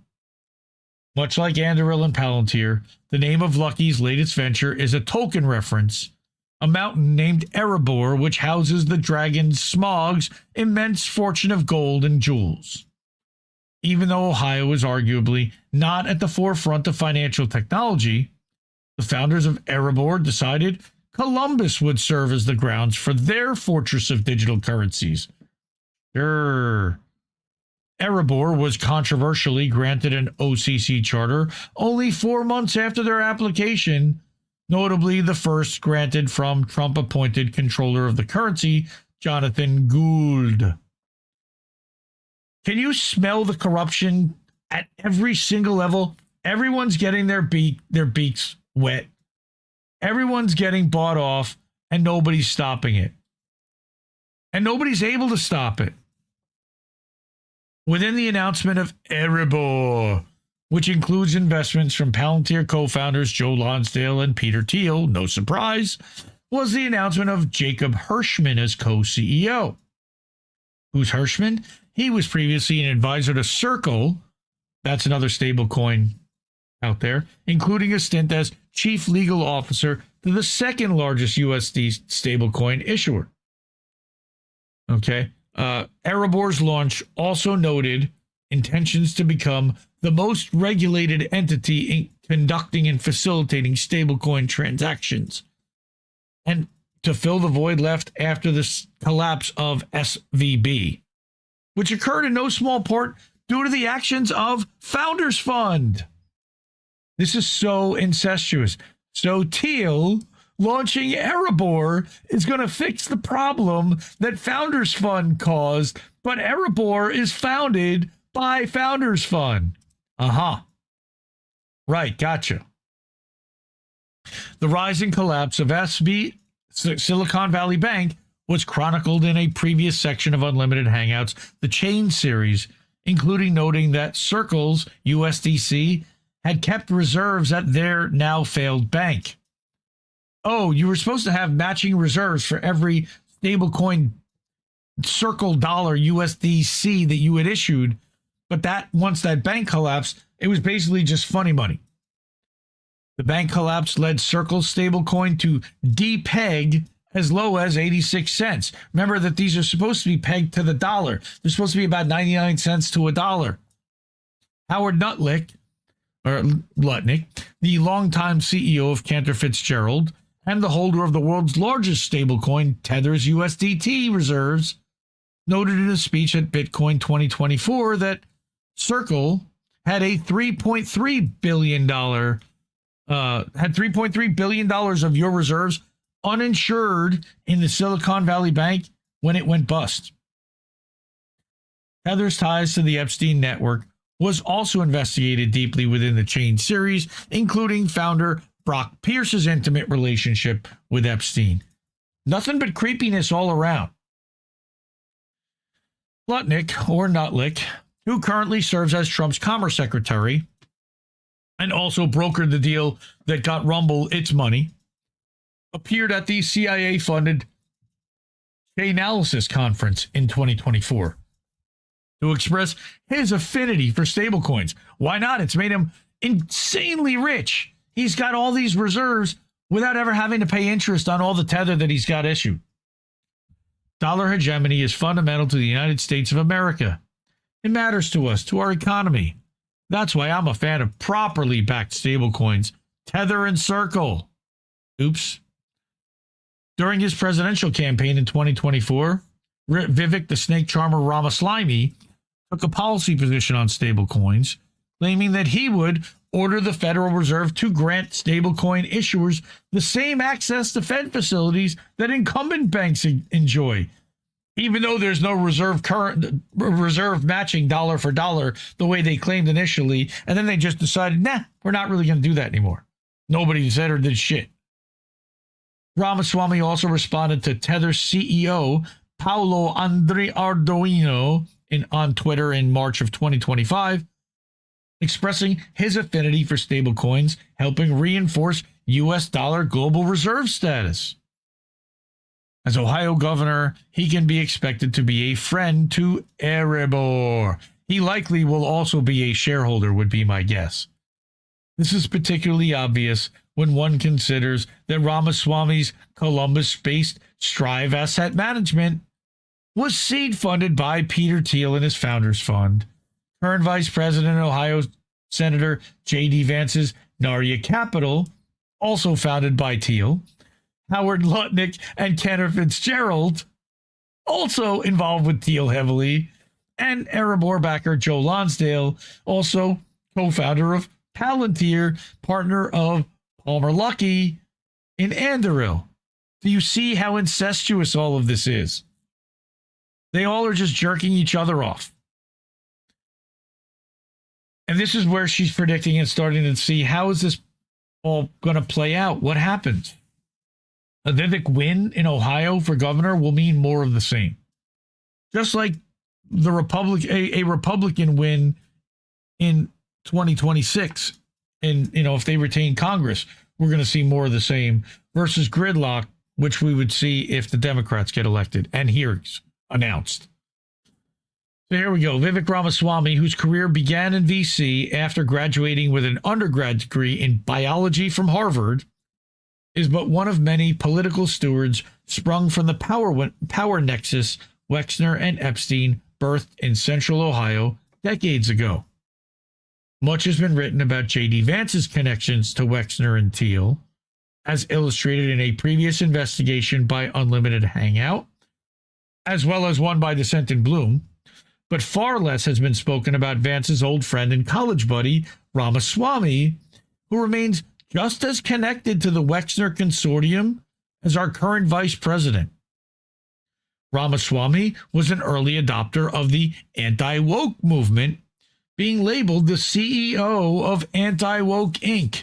by The New Yorker, with his anti-woke investment from Strive being bankrolled by, guess who? Thiel, Vance, Lonsdale, and Lutnick. According to BitcoinTreasuries.net, Strive Asset Management now sits just outside the top 10 largest public holders of Bitcoin in the world, with 13,311 Bitcoin. Remember that Bitcoin's worth like $100,000 a piece. So add 6 zeros onto that, and it's worth $13 billion. Strove, funny, to become the antithesis of woke Inc. investment firms such as BlackRock, State Street, and Vanguard, and yet in the process, the firm's founder has found himself merely months away from taking the throne of one of the most important states in the nation, an appointment whose legislative decisions could influence not just the region, but literally the world itself. While many push the rhetoric that Ramaswamy's sudden removal from Doge was some sort of demotion, his push to become governor of Ohio brings with it the lever to enforce states' rights and enforce the new anti-woke Silicon Valley in Ohio's heartland. But it's best to not get distracted by the incessant framing of woke or not woke when discussing Ramaswamy's campaign, for the very stake for the domestic winners of the artificial intelligence arms race may very well fall into the Cincinnati natives' hands. Who's he even running against? I don't know. Who's the Democrat running for governor in Ohio right now? Anyone know? As Wexner and Epstein proved throughout the 20th century, local and regional governments can be bought and sold, much like the acres of land their New Albany company has leased and sold to the up-and-coming data center behemoths. This phenomenon is unfortunately quite known to Ohio, with Wexner and Epstein, in effect, building their own government within the New Albany area, not to mention the HB6 scandal that rocked the Ohio State Senate and left 2 men dead at the end of the last decade. Oops. There's Vivek and the couch fucker. Ramaswamy, whose campaigns have taken immense monetary donations from the likes of Susquehanna International Group founder Jeff Yass, Bitcoin evangelist Ross Stevens, and Epstein associate Glenn Dubin, whose wife is Eva, has spent years in the circle of the technocratic elite that grew out of Silicon Valley. He ass-kissed his way to the middle. In his speech at a Lincoln Day dinner in Ohio, according to reporting from the Chronicle, Ramaswamy expressed the intention to move the power nexus out of California and back into the heartland of Ohio. Quote, if it was Silicon Valley leading the way for the last 10 years, it should be the Ohio River Valley for the next 10 years, leading the way in manufacturing, energy, and the development of artificial intelligence, or AI, as if nobody knew what AI stood for. He's so disingenuous. As noted throughout this article, Ohio's transformation into the Silicon Heartland has come courtesy of a nexus of Wexner-created public-private partnerships and dark money networks that are bleeding Ohio taxpayers dry by siphoning public funds to make their technocratic vision for the state a reality, while raising the cost of living and gutting public services on which many Ohioans rely, including people directly watching this right now in this chat. Despite Wexner's role in financing Epstein and Epstein's own role in the rise of New Albany and the public-private partnership takeover of Ohio state economic development policy, little is being done to prosecute any of the egregious corruption documented in this article, because they don't want to end up dead, because 2 people that had testified did. Instead, thanks to a series of Wexner-funded governors, Wexner's master plan that started with New Albany has now been replicated throughout the state, conveniently. Ramaswamy, despite having once said that transparency is everything, and his claims to have saved taxpayers' money at Doge, which he didn't, has made no mention of any plans to bring transparency to these dark money funnels that benefit Ohio's richest men on the taxpayers' dime. Wow, go figure. He hasn't even acknowledged that these systems exist. Why would he? While it's currently unknown how much money Ramaswamy's current gubernatorial campaign has received from this network alone, his running mate Rob McCauley has taken money from Wexner's Bath & Body Works, the New Albany Company, and the consulting firm of New Albany Company partner Alex Fisher for his past campaigns. McCauley is also the chairman of the Senate Energy and Public Utilities Committee and was the lead sponsor of Senate Bill 52, which is a piece of legislation that gives county commissioners new powers to kill wind or solar projects early in their development. Why would they want to do that? Well, because First Energy, remember, is looking to get subsidies on nuclear plants, and they don't necessarily invest in these other technologies. He notably received $13,500 from energy industry PACs during that HB6 scandal. Ramaswamy, like DeWine and Kasich before him, is on track to continue to oversee the final stages of Ohio's transformation into this Silicon heartland, with Wexner's New Albany at its center. This is decades of planning.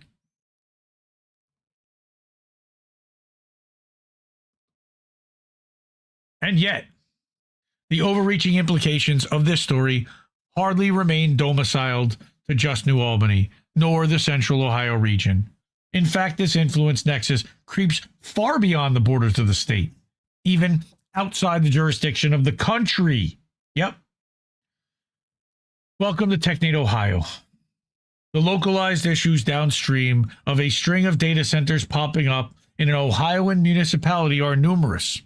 Electricity prices, aquifer damage, drainage, strains on local governments and public infrastructure, air pollution and noise. When tax breaks and other incentives delivered by purchased state regulators are given to these server stewards of the internet's lymphatic system, to the manufacturers of autonomous war machines, to the stablecoin bankers for agentic entities, or to the silicon brains behind AI usurping human thought, the regional conflict of interests collide with global control structures at breakneck speed. The unfortunate example that Wexner and Epstein have made of Ohio during the last half-century are but signposts of an encroaching technocratic theology that parasitically feeds on local hosts for the purposes of gestation and growth into a far larger and far more dangerous and powerful force. This is not to belittle the very real and tangible effects that citizens of Ohio must endure and push back upon, but rather that this is a trope of how the technate governance structure utilizes balkanization and the limited resources of a local government as a means to pursue centralized outcomes of power within the hands of the technocratic elite. It reminds me very much of what private equity does. All right, they come in and they suck up all kinds of fees themselves while spending the money because they've now taken over. They're the money guys. Right? They've bought their way in, but they're now able to spend the funds however they want. And nobody's checking this. The decentralization theater that's taken rise within the talking points of the internet's most successful entrepreneurs is masking the greatest centralization of power in history. Remember how everyone wanted decentralized Bitcoin? Palmer Lucky's not talking about that now. Vivek, though he's got 13,000 Bitcoin, he's not talking about decentralized. One simply has to look at the businesses investigated in this article to see a fully realized stack of technology that can influence human behavior immensely, perhaps even at the societal level. Situated within the confines of Wexner's terrarium are banking rails for monetary weapons of mass destruction, stablecoins, literal rails for building literal weapons of mass destruction, drones, and digital think tanks capable of delivering insurmountable payloads of destruction to content creation and distribution, AI.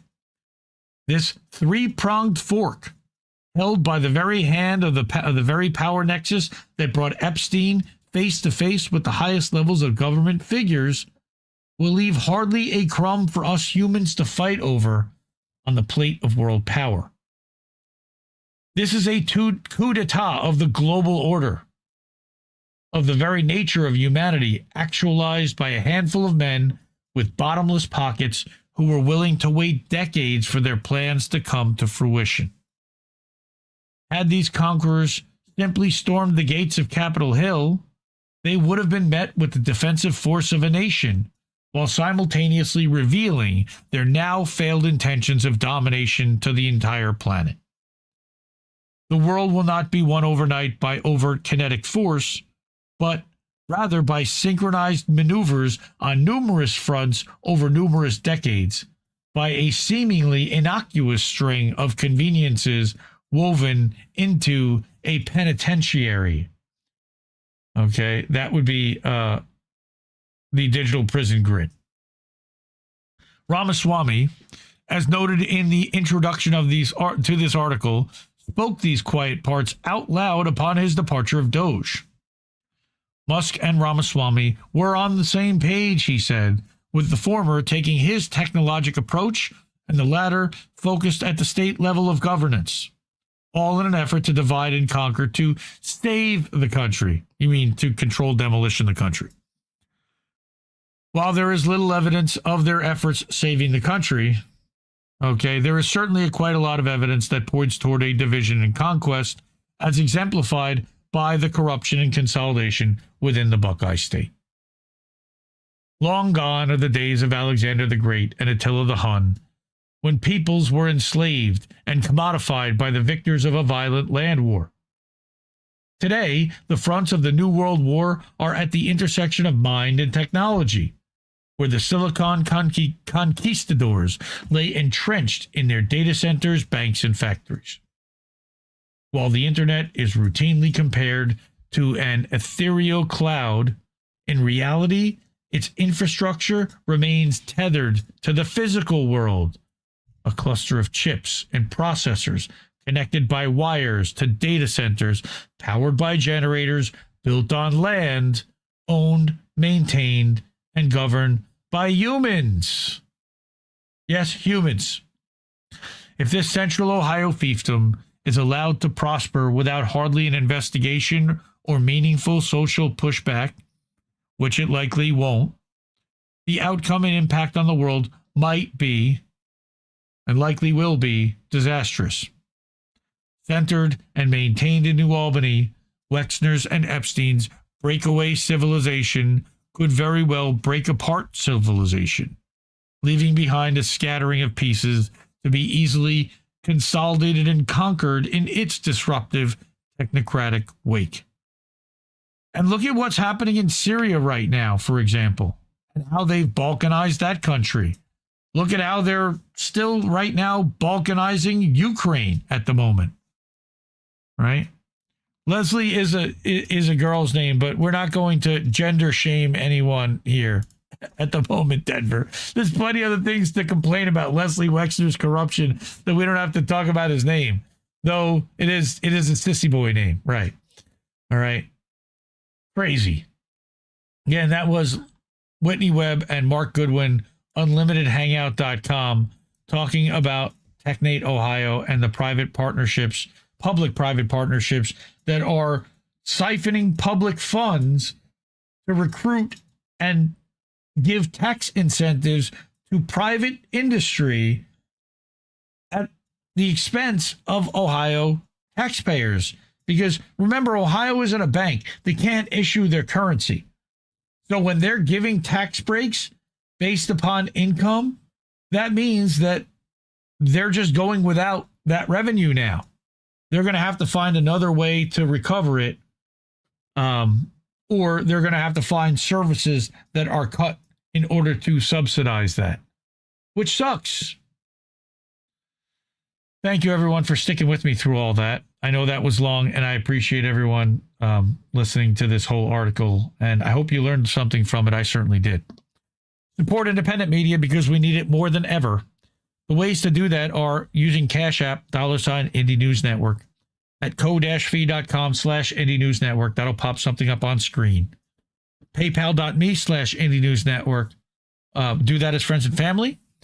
Patreon.com/Indie News Network. You can do a monthly over at our news website, IndieNewsNow.com. It's not only the name of the show, but it's also the name of a website that you can read aggregated independent news 24/7. And you can leave a tip for the network there at the Keep the News Free section. Or you can subscribe monthly or annually over at Substack. We have two different Substacks, INNnewsletter.com for the network and IndieMediaToday.com for me and the stuff that I produce personally. Okay.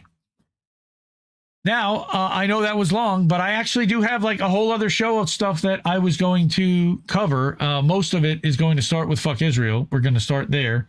And then we're going to get to Miss Rachel and what's going on at Dilley. We'll do a little lightning round. We will get to, what else? There was something else. The sanctioned reporters and journalists and the thing with the UN guy resigning or having to step down. We'll get to that in a minute. But start with Tiberius. All right. Reminder that Israel, they, said 40 babies were beheaded to justify their genocide in Gaza. The entire Western media class ran with this for weeks to manufacture consent for the crime of the century. Over 160 children were blown up by the U.S. and Iran. The same media class barely made a whimper. Absolutely depraved. Okay, Western media still doesn't admit that they were wrong about the 40 beheaded babies. They just went silent on it and moved on to the next manufactured propaganda story. Or worse, they continue to perpetrate it with this stupid Sheryl Sandberg quote-unquote documentary. But of course, the news that we got yesterday was beyond infuriating. So I'm going to bring Dave DeCamp's clinical analysis of it, and then I'll rage a little bit about it. Reef and Colin are going to cover this tomorrow night on INN News. Be sure to check in on that. And we also talked about this when it passed the Knesset several weeks ago in our Fuck Israel segment. But now they have passed the death penalty bill for Palestinians, specifically Palestinian prisoners. The bill mandates executions of people convicted of deadly acts of terrorism with the intent to deny the existence of the State of Israel. The Israeli Knesset, and again, this is Dave DeCamp, okay, Indie Media Award honoree for antiwar.com, also an Indie Media Award honoree and contributor over at IndieNewsNow.com. The Israeli Knesset passed a bill on Monday that mandates the death penalty for Palestinians convicted of deadly, quote-unquote, acts of terror, an effort that was led by Israeli National Security Minister Itamar Ben-Gvir, leader of the Jewish Power Party, who was seen celebrating with champagne after the vote. And I'm not going to show the video of that.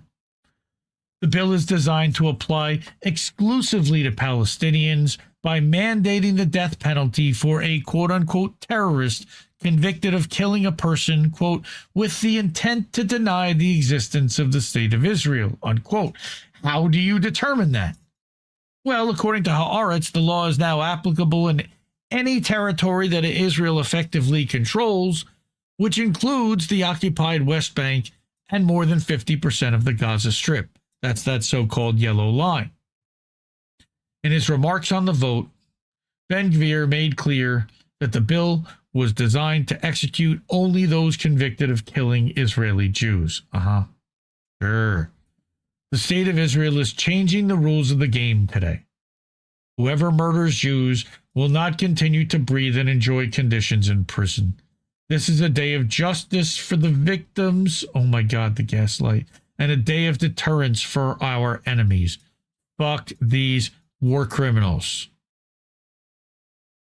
There he is with his bottle of champagne that he tried to open in the chamber and the security stopped him. The bill was supported by 62 lawmakers in the Knesset, including Israeli Prime Minister, the fake Benjamin Netanyahu. Who is he still in Berlin? Has his plane ever taken off? Whole other question to ask.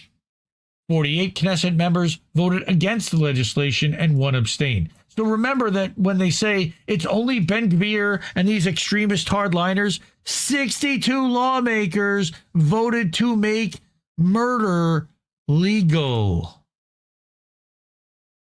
The Israeli rights group B'Tselem strongly condemned the bill and noted the high conviction rate in Israeli military courts where Palestinians who live in the West Bank are put on trial. The penalty, execution by hanging, must be carried out within 90 days of sentencing with no possibility of pardon. The death penalty will be determined in military courts where only Palestinians are tried. This is so monstrous. These courts have an approximately 96% conviction rate, based largely on confessions extracted under duress and torture during interrogations. So yeah, they hook up a car battery to these guys' nuts. They ask them to confess. They confess to make the the battery stop, and then they execute them because they confessed. The law allows military judges no discretion and requires them to sentence Palestinians convicted of murder to death, except in special circumstances, the rights group added. I don't know what those would be. The Palestinian Authority also strongly denounced the bill, with the Palestinian presidency saying that it amounts to a war crime against the Palestinian people, yes, and comes to within the broader context of escalating Israeli policies and measures across the occupied Palestinian territories, including Gaza Strip, West Bank, and East Jerusalem. It's just yet another war crime. I mean, like, and remember that they had said, Israel had said that starting March 1st, they were going to revoke the ceasefire and continue operations as prior, and that they were no longer going to honor or adhere to any ceasefire. And this is, again, yet another further escalation. So fuck Israel for all that. Here's Mondo Weiss's take. Again, Israel's Knesset has passed the law, death by hanging, mandatory sentencing, no pardon, 90 days to carry it out. The bill was devised by Itamar Ben-Gvir, who wore noose-shaped lapel pins in the run-up to the vote. Ben-Gvir was convicted in 2007 of racist incitement against Arabs and support for the Catch Group, a designated terrorist organization by both Israel and the United States. He wrote the law. He designated himself a terrorist and now is getting a law to carry out his terrorism legally. Nobody stops it. More than 100 Palestinian detainees have already died in Israeli custody since October 2023. I'd say that it's a lot more than 100. Dozens are still disappeared. Over 9,300 sit in Israeli detention right now, including 350 children. Hundreds could face execution under this law. Anyone who threw a rock at a tank would face execution under this law. Israel abolished the death penalty for ordinary crimes in 1954. Today, they voted to bring it back exclusively for Palestinians. Fuck Israel. Now, I wanted to bring the perspective of someone who started this genocide in Gaza, managed to get out. And I think his perspective is really important to bring. Abu Bakr Abed, journalist, soccer fanatic. The bill has been approved. Israeli prisons will turn into guillotines for Palestinians. Hundreds will be executed in the next few weeks. 9,300 hostages now in Israeli custody. Dark day for humanity. Unforgettably harsh memory in the Palestinian cause history. I'm so sorry, Abu Bakr, that I couldn't do more. And I'm sure that there's many of us feel the same way. Here's another nightmarish scenario. Ex-Mossad chief boasts of booby trapping and manipulating equipment in all the countries that you can imagine. I can imagine every country. All Israel-connected contracts should be canceled now. How long is this? Just a minute 22. Let's listen to this one. And action. Oh. Any equipment, I mean, treated equipment do we have in these countries? You can't, you don't. I do. You mean booby trapped equipment? Not only booby trapped. And spying. Manipulated equipment. All right? In which countries are you talking about? In all the countries that you can imagine. And not Gaza? Not Gaza. Nothing enough. in Gaza at all. Did you see that? If we had it, I mean, we knew something about them coming. Something, right? Or they did know everything. Just everything. I mean, you can't imagine the quantity. When I have invented that method, that was in 2002 to 2004. The pager method. the manipulated equipment method. Okay? We have already used it. Manipulated equipment in Second Lebanon War. Some of the elements were speaking to us. How did you use it? On a glass of water. We can get some brandy. He can tell you, but he doesn't. I know it's an early morning in London. I mean, I don't think that is the case. But how did we do it? I tell you. Spooky.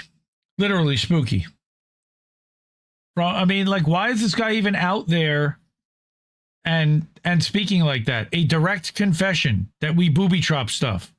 I mean, first of all, we already knew that because of the pager attack. And he basically is admitting to the pager attack there again. But we got more. Israel continues to murder journalists. And the U.S. press continues to cover it up. But worse, they then tried to paint this journalist as a member of Hezbollah and literally put him in a Hezbollah outfit that he's never worn. Disgusting. All right. So Israel's explanation for killing 3 journalists in Lebanon doesn't add up. What a shock. From who, what, why. All right.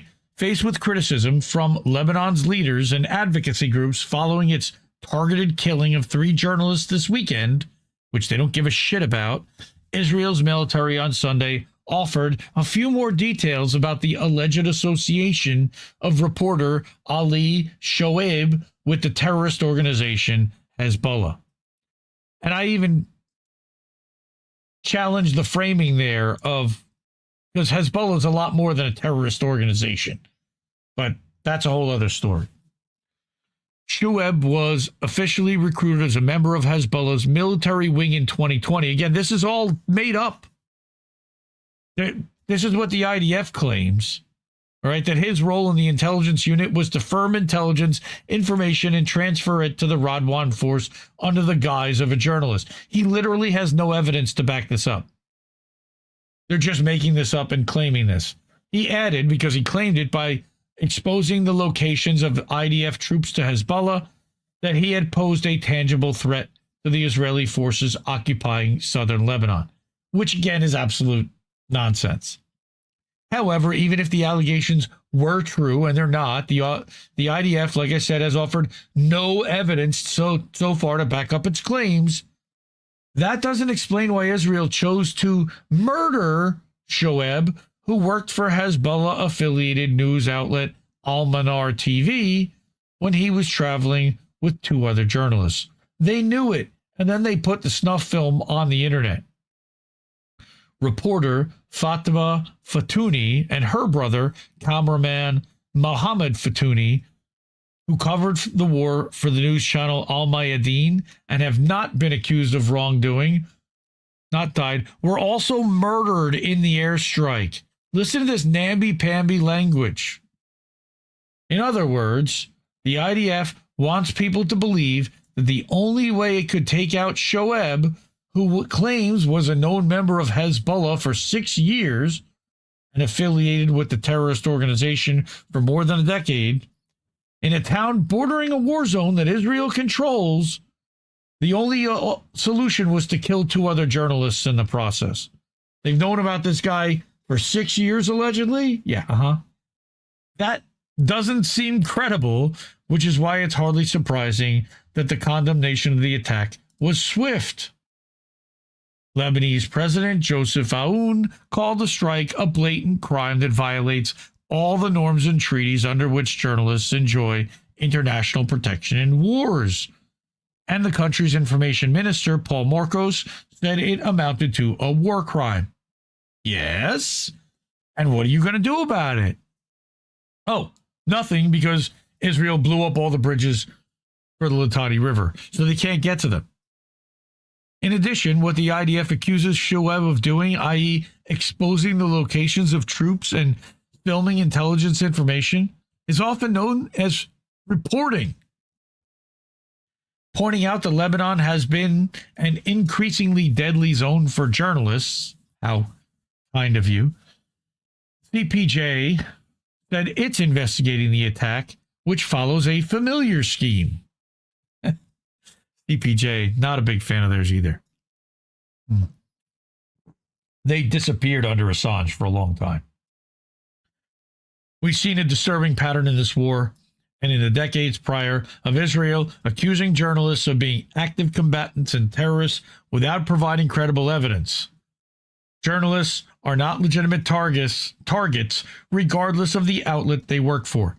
Journalism is not a crime. It just came across that scrolling ticker at the bottom. It's something that I absolutely believe wholeheartedly. Unfortunately, that hasn't been true in many war zones, especially those involving Israel. More than 200 journalists. It's now more than 300. Journalists and media workers, most of them Palestinians, have been killed in Israel and the territories it's occupied since it invaded Gaza following the October 7, 2023 Hamas uprising. This means that more journalists have died there than in the rest of the world combined, and that covering Israel's military campaign is currently the most dangerous assignment for any reporter. And that the Palestinian journalists are some of the most courageous fucking people on this planet. I bless them. Fuck Israel. Next. Racially segregated in Israel by the... Wait, hold on. This just shows you how wonderful the Israeli people are. They are, they have bomb shelters from when they're hit. Well, apparently, they're excluding non-Jews from the bomb shelters because they're Jewish supremacists. So, let's hear about this. Already de facto racially segregated in Israel by the racist Israeli settlers who prevent Asian and black migrant workers and Palestinians from using them during a missile strike. But this racist Israeli woman is advocating to make that segregation official on Israeli television. גם אני היום בגילי אכנס למקלט שיש שם מסתננים. ברור. זה פשוט לא יקרה. אז אנחנו צריכים להבין שיש פה אחריות, ואנחנו יודעים שזה צריך להפריד, להם מיגוניות בנפרד, ולכם בנפרד. Ironically, if you know anything about Israeli society, you would know that a racially segregated bomb shelter with only Israeli Jews in it is not a safe space. But that consideration doesn't stop this woman from advocating to bar non-white migrant workers who are already subject to terrible working conditions in Israel from the only safe place to be during an Iranian retaliatory missile strike. But if you know the history of Israel, this won't surprise you because white supremacist ideology and Jewish supremacist ideology have been central to Zionism from the very beginning. In Israel's short 80-year history, the government has subjected non-white Jews to forced sterilization, medical experimentation, ghettoization, and even the clandestine kidnapping and rehoming of their infants to white Jewish households. Israel's founding fathers were secular European Jews who believed themselves to be racially and religiously superior to the native Palestinian people and therefore more deserving of Palestinian land. Like 80% of the inhabitants of the Gaza Strip, my friend Mohammed was born there instead of on his ancestral homeland in what is now called Israel because Zionist terrorists felt entitled to his grandparents' land. And now Israel has renewed its campaign of extermination through starvation on the Gaza Strip by cutting food and other basic imports into the Strip by 80% for the last 3 weeks, which has plunged 1.6 million people into extreme hunger and put another 100,000 at imminent risk of starving to death. Your contributions at this button you know where empower Mohammed to purchase food for his family, including his younger siblings, and diapers and baby formula for his newborn baby. Thank you, free Palestine, and let's get this family to safety. Bomb shelter. Fuck Israel. So, isn't that nice? Don't they know how to treat people really well?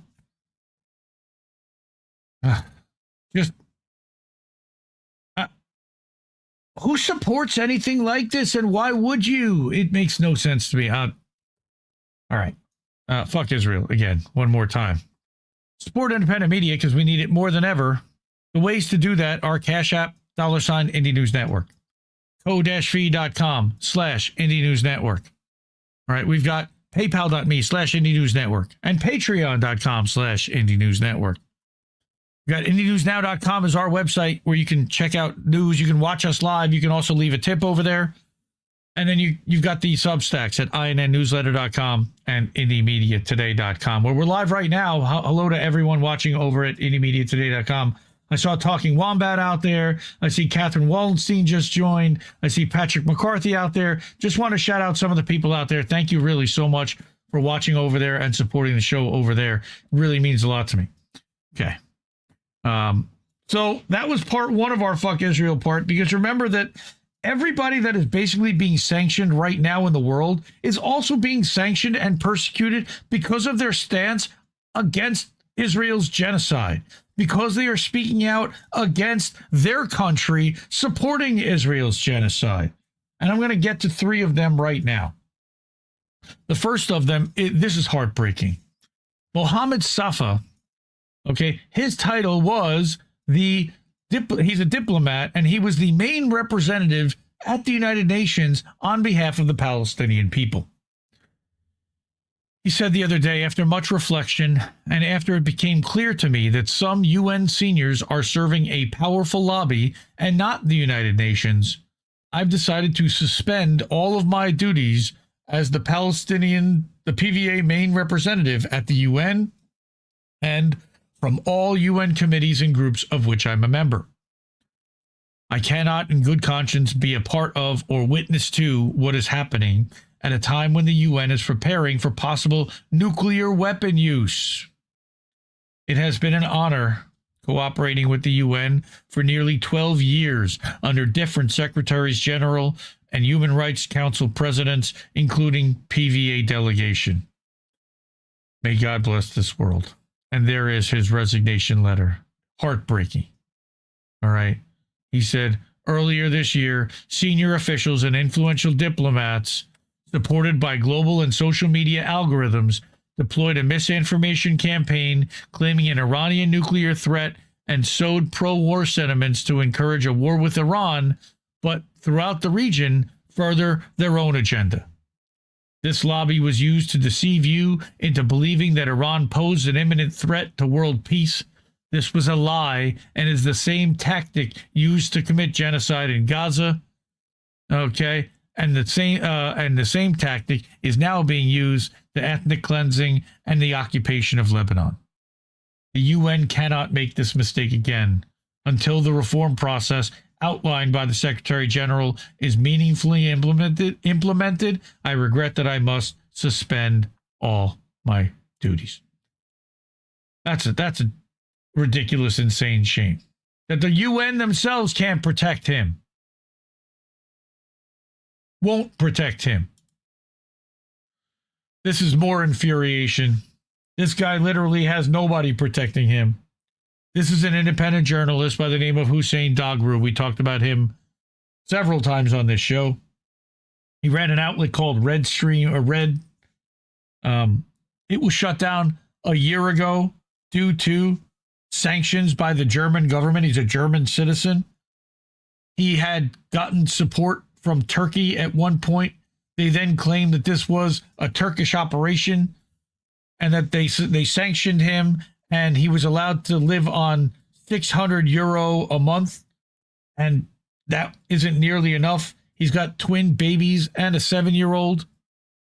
Well, he put out a humanitarian emergency call the other day. As of yesterday, German authorities seized the bank accounts of my wife. She is not sanctioned and has not committed a crime. As of now, we have only 104 euros left, with 2 newborn babies and 1 7-year-old child. He's begging for help, for anyone that will help him. He says the authorities' reasons were that we are married and have 3 children together, guilt by association. We set up car insurance for our shared family car after mine was canceled. And because of that, I could theoretically, feasibly control her accounts, and therefore they've now seized her funds. The reason the EU sanctioned me was, again, for my pro-Palestine journalism and my work exposing Europe's complicity in the genocide, all of it masked as Russia-related sanctions. Again, accused of, through AFA media, being supporting the actions of Russia. Nonsense. This is punishment, just the same way they sanctioned Jacques Ba, the Swiss colonel. We talked about him in the past. What does the decision mean in reality? My children are now in a humanitarian emergency situation. My wife has been placed in a de facto sanctioned position despite not being sanctioned herself. Now they both can't receive money. They can't pay rent. They can't buy food. They're now facing homelessness because as of now, they're literally not allowed to pay rent. Okay, this is an article that I grabbed, and this is originally from Ralph Schmeller at Berliner Zeitung, and this basically lays out the whole story of what happened and all of the now no one can provide for our children. We have 104 euros available for our 3 children and the 2 of us. Now no one can provide for them, not even the wife. He literally wants, the German government and the EU literally wants these people to starve and die. They have no answer for what to do. They won't let them travel. They won't let them leave the country. Even if they could, he wouldn't leave anyway. Okay. The administrative seizure of the accounts of Mr. Dogru's wife represents an unprecedented escalation of repression against his family. It's important to remember that he is sanctioned, but now his family is also increasingly suffering the consequences. Again, that's the point of the sanctions. The repression violates the family's human dignity and is unacceptable in a state governed by the rule of law. What should happen is that some government somewhere should offer these people asylum and take them into their embassy and then transport them out of the country to somewhere that they can live. That's insane. So frustrating. So read this article. I'm going to link it afterwards.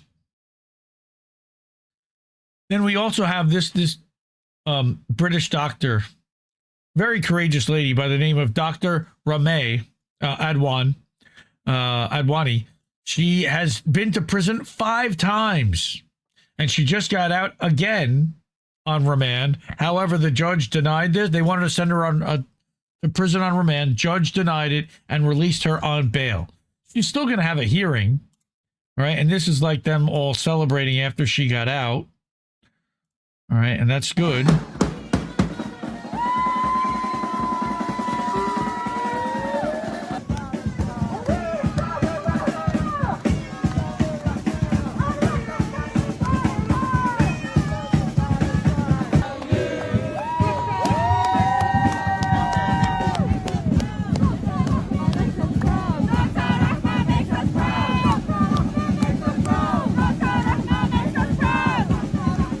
So what happened to her? On March 26th, she was arrested for the 5th time for tweets. Majid Freeman is also going to trial in 25 days and is facing up to 14 years for tweeting online supporting Palestinians during the genocide. Is this really where we're at? Yeah. So end of this. If you don't let me in, I'm going to come in. Are you the Met Police? Yes. Not again. Okay. Oh, it's you again. You're always with them. You're under arrest for breaching of bail conditions between the 16th of January and the 25th of March, okay? So this was her getting arrested, basically for tweets.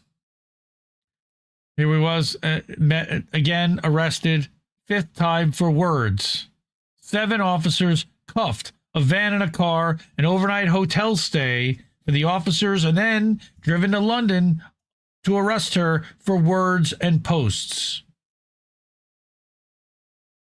All right, so she has a fundraiser because she's got to fight this defense. It's now been raised up to £200,000. She's raised over 100,000. All right, but let me just read kind of what happened to her from her own perspective. It's been over 2 years of battling against the pro-Israel lobby in Britain. I've done everything in my power to resist them, and it's cost me my job, my medical license, my entire life savings, my home, and safety. Specifically, I have been suspended for 15 months from the medical register, smeared in every paper, arrested 5 times in just over 2 months, placed on a form of house arrest, banned from attending protests or events in London. Okay, having just been arrested for the 4th time, that was last time, for perfectly legal Twitter posts, she's raising money to take action against this targeted harassment from the lobby, the police, and the state, and to get herself back on her feet. This fundraiser is to tackle the wider personal and legal crisis. Your support would help her defense, fund her defense against this state-sponsored harassment, and help her survive to keep fighting. Okay, so on March 25th, I'll be using the fundraiser to pay for my high court appeal against my medical license suspension. On the 27th, when she was arrested, again, she was arrested under the Public Order Act and the Terrorism Act of 2000, Section 12, for exercising her right to lawful free speech. But they don't have free speech there. She said, I'm going to sue the criminal Zionists and build a medical school in Gaza. She intends to follow through with any remaining funds from this campaign. All right. A doctor. Okay. Speaking out against what Israel's doing. I can't move the photos. Right. Try to scroll through them. It's not working. Anyway. Remember that all of this, Mohammed Safa, Hüseyin Dogru, and now Dr. Rameh, Aladwan, this is all because criticism of Israel murdering Palestinians. Israel should not be allowed to murder Palestinians, and they absolutely should not be able to murder Palestinians without being criticized for it, and then to arrest the people who are criticizing them. We are literally an upside-down world, people. I don't even know what else to say. Support independent media. Fuck Israel. Support independent media because we need it more than ever. Ways to do that are up on that board. Cash App, $ Indie News Network. Go-fee.com/Indie News Network. PayPal.me/Indie News Network. And Patreon.com/Indie News Network. Over at IndieNewsNow.com, you can keep the media free. And then over at Substack at INNnewsletter.com or at IndieMediaToday.com. You can choose either. All right. Next, I've got something really quick about Miss Rachel. We have been talking about Miss Rachel for a while now. How she is one of the few people that with real celebrity status and standing out in the world with normies who has been advocating fiercely on behalf of the Palestinians who will not shut up about it, and on behalf specifically of Palestinian children. It's phenomenal. So it hasn't stopped there. She also has been talking with a lot of these migrant children that are housed in Dilley Detention Center. She asked them to send her artwork, and she's featured some of that on her Instagram. Follow her on Instagram if you haven't already. But Miss Rachel is now working to shut down the Dilley facility, the ICE facility, which is privately owned, but the largest one for families. So this is Complex Magazine. So now it's made it into quote-unquote mainstream media. Miss Rachel says she's working to shut down a Texas ICE facility detaining families after a 5-year-old's case brought it to her attention. Reports say the children there face poor conditions and weeks-long stays. No, months-long stays. It's political to believe that children are worthy of love and care. And that's her wearing a dress that features the artwork of some of the Palestinian children. Just amazing. She says, I am political. It's political to believe that children are worthy of love and care, and that every child is equal, and that our care shouldn't stop at what we look like, our family, our religion, at a border. A absolutely remarkable woman. And again, she is pushing to have ICE's facilities shut down. All right. Tired peasant at Horror Girl. All right. Everyone should be pushing to shut down all detention centers. This one went a little viral. 1.3 million views, 134,000 likes. And it should have gone even more viral. You think about that's almost a 10% ratio of likes to views. Most tweets have a much lower ratio of likes to views, especially viral ones. All right. And this guy made a short video explaining the whole story. So let's do this and how the right wing's melting down. Miss Rachel. Children's YouTube star Miss Rachel is getting political yet again, and this time she is campaigning against ICE and their detention policies after speaking virtually with children. Oh no, Miss Rachel was talking to these children in these detention centers, hearing their firsthand experiences, and she's raising awareness about it. That are being held at the Dilley, Texas facility. And it's Rachel said, quote, I am political. It's political to believe that children are worthy of love and care and that every child is equal. Future generations are going to study us. They're going to be like, oh, the political talking heads of these news groups. They were going after the children's YouTube star, Mrs. Rachel, for saying politically divisive comments like all children should be taken care of. Number one, these news reporters aren't even thinking for themselves. They're just bending over for daddy and saying whatever they're told.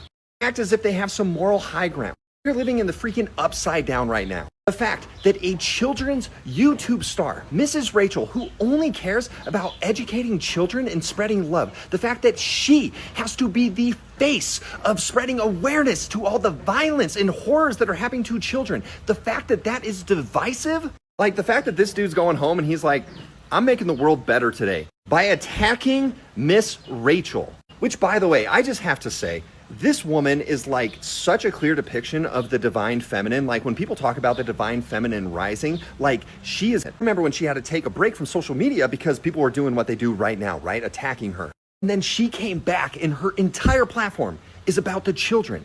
Let's save the children. Here's the evil things that are happening to children. Can we not just think of the children? She doesn't bring up your politics. She doesn't talk about what side is wrong, what side is right. She just is a voice for the children.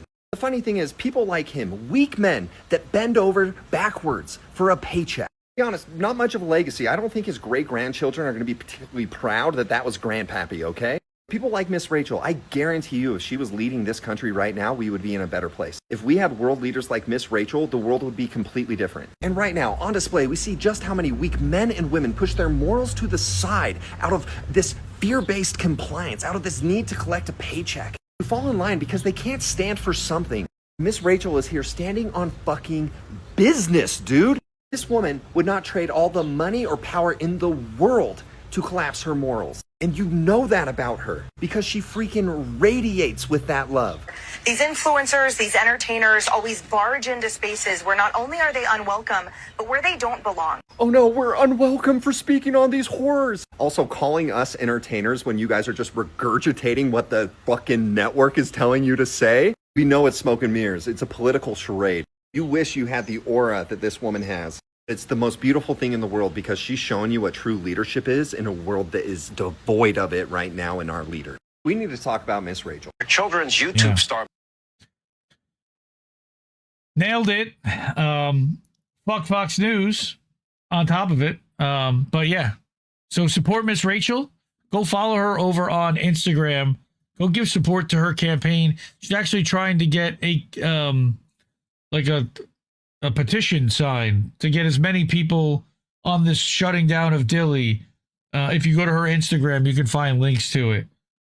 Miss Rachel 4 Littles is her Instagram handle.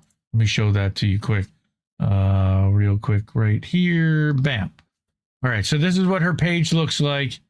And she said, I've noticed people calling me a middle-aged woman as an insult. It isn't. It's not. In fact, it's a great thing. Okay, here. Let's work together to get Dilley to close and stop harming children. Please sign the letter.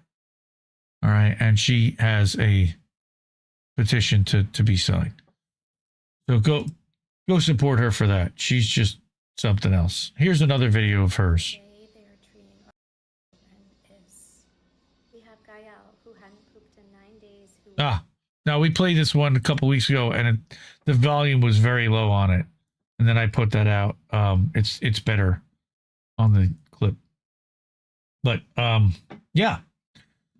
All right, so that was our little thing about Miss Rachel and shutting down Dilley. So she's advocating, like you said, she's standing on business and advocating for the kids, and fuck your politics. And your politics, by the way, if you're fighting against her, you want to murder children. You want to lock up children. You want to punish children in order to punish their parents. All right. God, fuck these people. It's just... All right, how do I... User forever. All right, thank you, Karen, over there on Rumble. I got it. Okay, we got, finally, some good news. That very rarely happens. Okay, the children she's defending, go start. Put something up. What's this? I don't know what this is yet. Hang on. Oh, these are the Gazan kids, that are playing.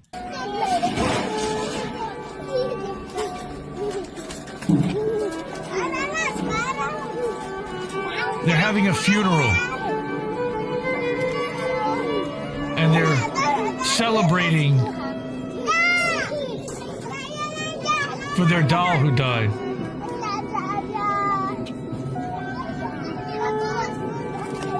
It's so heartbreaking.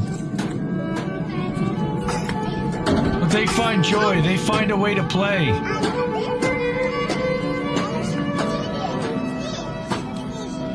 Look at them all lift that baby up. Lift that doll up.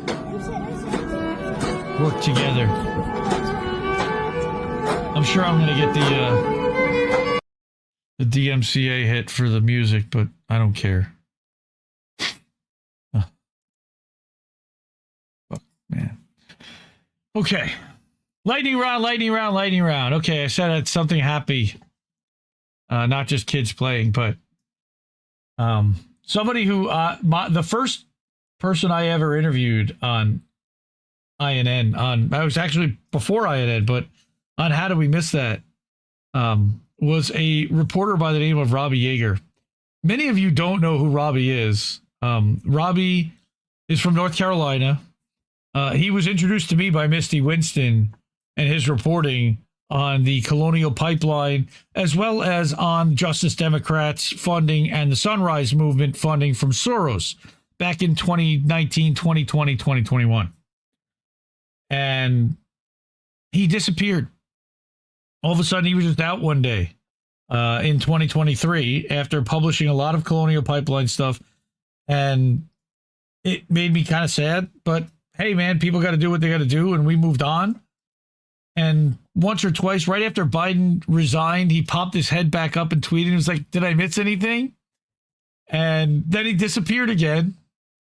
Well, the other day, of last week, we saw a tweet pop up from Robbie Yeager for the first time in over a year.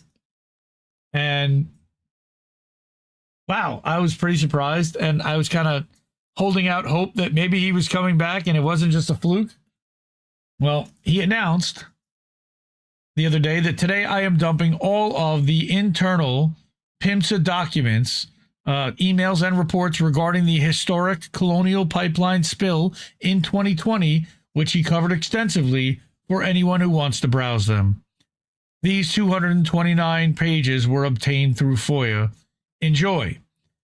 Funny thing is, for all the old school people, he put it up on LimeWire, which is great. You know, that's a peer-to-peer sharing network. Yes, Dingo, you're wondering how Robbie has been. I've always been wondering about Robbie and holding out hope that he'd come back. Once in a while, I'd send him an email, just checking in, brother. Hope you're doing well. To add to that I looked up Colonial Pipeline spills since 2021. That there was only news reported on one in this past January, about a year ago. And then last August, the company, Colonial Pipe, was sold to a bigger firm. All right. But I got more. All right. Robbie then decides that he wants to offer us some kind of an explanation for what happened. I've been gone a long time. I figured I'd give an explanation. It's simple. I needed to disengage from this atmosphere completely. I got into this to make a difference. Maybe that was naive because I'm not sure I did. I told him many times he did. I became disillusioned. My mental health suffered. That's not something that we're not used to. I started to question the purpose. Do people even care? Why do I? Working and researching for hours a day, every day, early mornings and late nights, just so the mainstream media guys can step over me and my collaborators and take the credit. From national to local, it was the same. So I disengaged from politics and social media completely. Took the time I needed. I'm behind the 8 ball now for sure. Got a lot of catching up to do, but now I'm back and I'm pissed. But I'm motivated. Sorry for leaving you guys. I'll try to make it up to you. I promise. And I told them that some of us have never forgotten and have been keeping the fires burning. Chat, like Dingo, still asks about you. Your work on Colonial Pipeline and exposing Sunrise billionaire donors definitely made a difference and changed minds. And you can see the 2 of his other biggest fans alongside me, Nico and Misty, both welcoming him back as well, which is freaking awesome. So that's Robbie. And Robbie decided to do a little digging. And his nickname before was Robbie Receipts, and it seems he's going to continue that moniker. There was this big No Kings thing, but ahead of the No Kings rally, there was some kind of a progressive podcasters thing that they put on. However, Progressive Victory Action, he's finding the dark money. All right, Progressive Victory Action, which is the PAC's 501c4, took $565,000 from Future Forward USA. Who's that? Well, they were a top dark money donor backer for Biden-Harris in the last 2 election cycles. Part of their pledge is to overturn Citizens United. So this organization that is using dark money now wants to overturn Citizens United. This was the Choose Your Fighters rally with all these neolib grifters, quote unquote progressives, absolute garbage commentators. Nobody watched this thing. All right. But the point is that they actually have dark money funding them that duplicitously is also somehow advocating to end Citizens United. Weird. Just a reminder to everyone that Robbie Yeager is a 2022 Indie Media Award honoree. All right, he was one of the members of the first class when Misty and I first put down our list of names who would be worthy and deserving of an honor like this. Robbie Yeager, for his reporting, was absolutely up there. And again, I can't say how stoked I am that this guy is back. I adore him. He was the first interview I had ever done of any journalist. I was one of the last interviews he did before he went on his hiatus. And we talked about Justice Democrats, and we talked about Colonial Pipeline. And I was so proud of that interview, really. And I just adore that dude. So he has messaged me and told me that he's thinking about writing a book based upon what happened from Colonial Pipe and his journalism. And I'm like, dude, whatever I need to do to help, you just let me know and I'll be there. And I'll definitely be buying a copy. All right. So that's Robbie Yeager. Next, in the lightning round, Steven Semler. Okay. So this guy chases money also. His publication is Polygraph. You should definitely subscribe to that if you're not already. He notes that in a closed-door briefing with members of Congress, Pentagon officials estimated that the war had cost $11.3 billion in the first week. That figure has since become ubiquitous, as it's the closest the administration has come to saying how much it's spending on the Iran war. Now, and then, of course, mainstream media outlets are regurgitating it over and over again as their compulsive need to recite figures from government officials clashes with officials not providing any. He said it's $8 billion too low, at least. It should be at least $19.3 billion. And that's how the maths. $15 billion in weaponry. Over $1 billion in mobilization costs. And over $2 billion in destroyed assets. Look at that. So read that article. I'll put a link to that. I brought another video. I've been seeing more and more of this guy's videos pop up. He's been talking about, this time he's talking about the technology behind the White House app. And I don't know if you heard, but this week the White House actually came out with an official app, which is insane.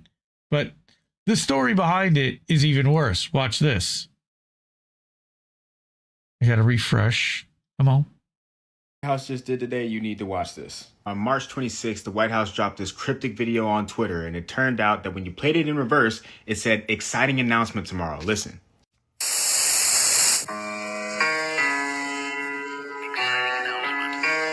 Then on March 27th, they published this loading screen and everybody started speculating. People were freaking out. They were like, are they finally going to release this info on aliens? And then the next day rolls around and it turns out that the White House announced that they were launching a mobile app and the ad was crazy. Watch this. Stick with me because this gets crazy. There's been a lot of launches lately. Relax. This one's an app. Track the latest news, live streams, and everything White House, including the kind everyone's talking about. Soggy Oreo said, curated propaganda at your fingertips, boomers in heaven. Sneeko said, drop the PDF files app next. But that's not the full story. When people started downloading the app, they quickly realized that they made a mistake. The permissions on the app allow the White House to see the user's precise location, to modify and delete the contents of shared storage, to view Wi-Fi connections, use fingerprint and other biometric hardware, and more. This guy was like, look, if you have downloaded and installed the White House app and don't know by now, delete it and factory reset your phone and tablet immediately and change your credentials as well. But in general, I mean, this opens the box for the most Orwellian future that I could ever imagine. A declassified report came out in 2022 that outlines how the U.S. government gets around the Foreign Intelligence Surveillance Act. That law requires warrants for certain types of surveillance involving American citizens. But they get around that, this report revealed, by purchasing what's called commercially available information, where the government just buys your data from a third party. But this app might open up Pandora's box for direct spying on citizens. You know, the thing that the AI company Anthropic was just speaking out against. They said they didn't want to participate in domestic mass surveillance, and then they got put on a list labeling them a supply chain risk for not bending the knee on this issue. But what people are really freaking out about is whether or not this app could be forced to be used, or even just highly encouraged. I mean, for instance, what if this were used to distribute benefits in the middle of a looming economic crisis? And that leads to some form of a central bank digital currency where they have full financial surveillance. But I don't know, maybe I've completely lost my mind here. What do you think? Let me know in the comments. Be sure to like, follow, and subscribe to stay up to date with what's happening here and much more. If you did. Crazy. No, I did not download the White House app, so I'm good. But yes, they literally put spyware and who knows what inside that app to, you know, as far as biometric information, that just mean that could be Face ID to unlock your phone, you know, and to log into the app. But that's also creepy. They have your biometric information. They got all kinds of stuff. All right. Finally, I got one more thing. This is an article that it's very long by Radley Balko, who I've heard of, but I don't know them like very well. But this is a really long article, highly sourced, and we talked about this story a while back. Documenting Homeland Security's lies about ICE and Border Patrol abuses, the illegal raid on Chongli Scott Thao. Now, if you remember, they brought this guy out in Minnesota, like in his underwear, with a blanket on in the freezing cold. Why? There was some kind of suspicion of child something, and they were wrong. I mean, the whole thing, this is just a complete botching of this story. And so he wrote this up in You Can't Hide Your Lying ICE. And like I said, this is long. It's almost not quite as long as the Whitney Webb article, but it's long. Okay. Here you go. Under Trump, Hmong and the people in the U.S. who are not citizens now face the threat of deportation to a country they've never known and whose government continues to persecute them as long as collective punishment for other Hmong cooperating with the CIA decades ago. Many were born in those refugee camps in Thailand because their parents were fleeing persecution. Human rights groups warn that the Hmong in Laos remain at risk of genocide due to exactly that, dehumanization, polarization, and persecution. But let's just send them back anyway, right, Trump? I mean, they don't care. It's a good thing we don't do that sort of thing here in America, right? Definitely read this article. It's insane what happened to this man and how he's been treated, even after knowing that he was mistakenly identified. All right. GoFundMe's, and then we're out of here. Support independent media because we need it more than ever. Ways to do that: Cash App, $, Indie News Network, co-fi.com/Indie News Network, paypal.me/Indie News Network, and patreon.com/Indie News Network. At IndieNewsNow.com, go there, so bookmark that, and make it your homepage so that every time you open your browser, you're seeing the current independent news. And you can also go to INNnewsletter.com and IndieMediaToday.com, and we can, and then you can subscribe on Substack over there because we do a lot of stuff over there as well. Okay, finally, we've got the GoFundMe's. Okay, Shanda Masta. Shanda Masta continues to fight.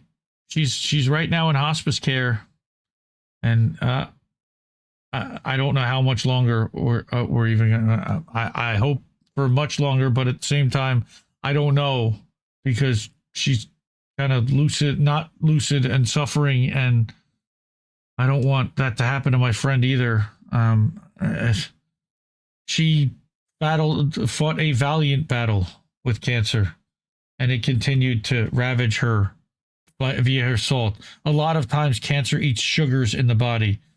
With Shanda, it attacked her salt, and in the end it got to her brain, it got to her eye, it got to a lot of different body parts, and she agreed to go into hospice care and not seek any further treatments. But we still need to help her cover expenses and her loved ones. If there's anything anyone can do, we really appreciate it. The GoFundMe is here. Let me drop that in all the chats for everyone. But yeah, I mean, I was told it's a matter of days, and that, you know, we were hoping that we don't know when it's going to be, but we think we've gotten our final message, sadly, and we love her. And she thanked everyone for everything that they've done for her. And again, just a reminder, Shanda Masta is an Indie Media Award honoree from the class of 2023. And we're going to miss her. And again, she's still here with us. She's still with us, but we don't know for how much longer. And just sending her all the love that we can and positive vibes. Okay. Next, we have also a very tough situation. Cowboy Kitty is in the chat, and he sent me a screen cap of his notes. He actually got a chance to talk last weekend on the phone with Natalia Vlechkova, who is his sister-in-law. She's been in ICE detention for 9 months, locked up. She was detained after a routine traffic stop. That she has asylum here. It's really weird, but they want to deport her to Ukraine. She is appealing that ruling. They have her here in the meantime, but he got to speak with her and he took some notes down, and none of those notes were very good. I offered to Anthony to help organize those into an article or into something that he could kind of explain to people what's happening. Dissent said that she has those notes also. Yeah, I don't know what's happening there. Go start. Shanda's 53rd birthday is May 24th. So we're hoping, but Natalia, not good. She's underfed. All the same conditions that we're hearing about ICE detention is exactly what we heard from her as well. Poor conditions, cold, not getting enough clean and nutritious food, overcrowding, bad treatment abuse by the guards, everything that you can imagine. All right. Can she marry an American and get out? Sadly, no, unfortunately. ICE does not care about that. ICE has been locking up the partners of green card holders of people who married American citizens and accusing them of just marrying to stay in the country. So Natalia certainly needs help with expenses and her legal fight and anything anyone can do. You can see she's raised about $2,200 there. I'll drop this in the chats. Again, anything anyone can do. I don't know if Cowboy Kitty is still around here. Love to Cowboy Kitty. Yeah, really appreciate that. Why is that doing that? Stop scrolling, damn it. Trying to grab a thing to put up. Yeah, it's just heartbreaking that these people around us are struggling like this. And yeah, bad news everywhere, sadly, Kurt. I hate to say. That's really nice. Thank you. Really appreciate you doing that. Also, don't forget, we have justice for Aspen. Aspen Martin, we've been talking about her literally for almost a year now. Aspen was riding in the wrong car on the way back from a music festival. The festival was in Florida. They were riding through Georgia. They got pulled over by state troopers who then searched the vehicle and found massive quantities of drugs and accused everyone who was in the vehicle of trafficking, including Aspen. Aspen did not even know the drugs were in the car. She never used them. The driver and holder of the drugs told the cop that she didn't know. Of course, the cop didn't believe her. She spent more than 2 weeks in county lockup. She lost a ton of weight. It was a nightmare experience for her, and she's now facing decades in prison, and she needs money to help her fund a defense. She needs money to help her fund experts and witnesses and just to live while she's going through this ordeal and unable to support herself. So anything you can do, you can go to linktr.ee/justice and the number 4 Aspen, and you can get all the links. I did an interview with her and her mom, Halo Benson. They were Assange activists while Julian was locked up. There's a link to Aspen's artwork, which you can buy, or the GoFundMe. All right. There is the article that Dissent in Bloom wrote about Aspen's case and the fundraiser live stream that we did back in October that on INN that a bunch of people, including Dissent in Bloom, participated in. Jesse Jett played music for over 2 hours. It was great. So support Aspen and Halo in their effort to try to get her defended.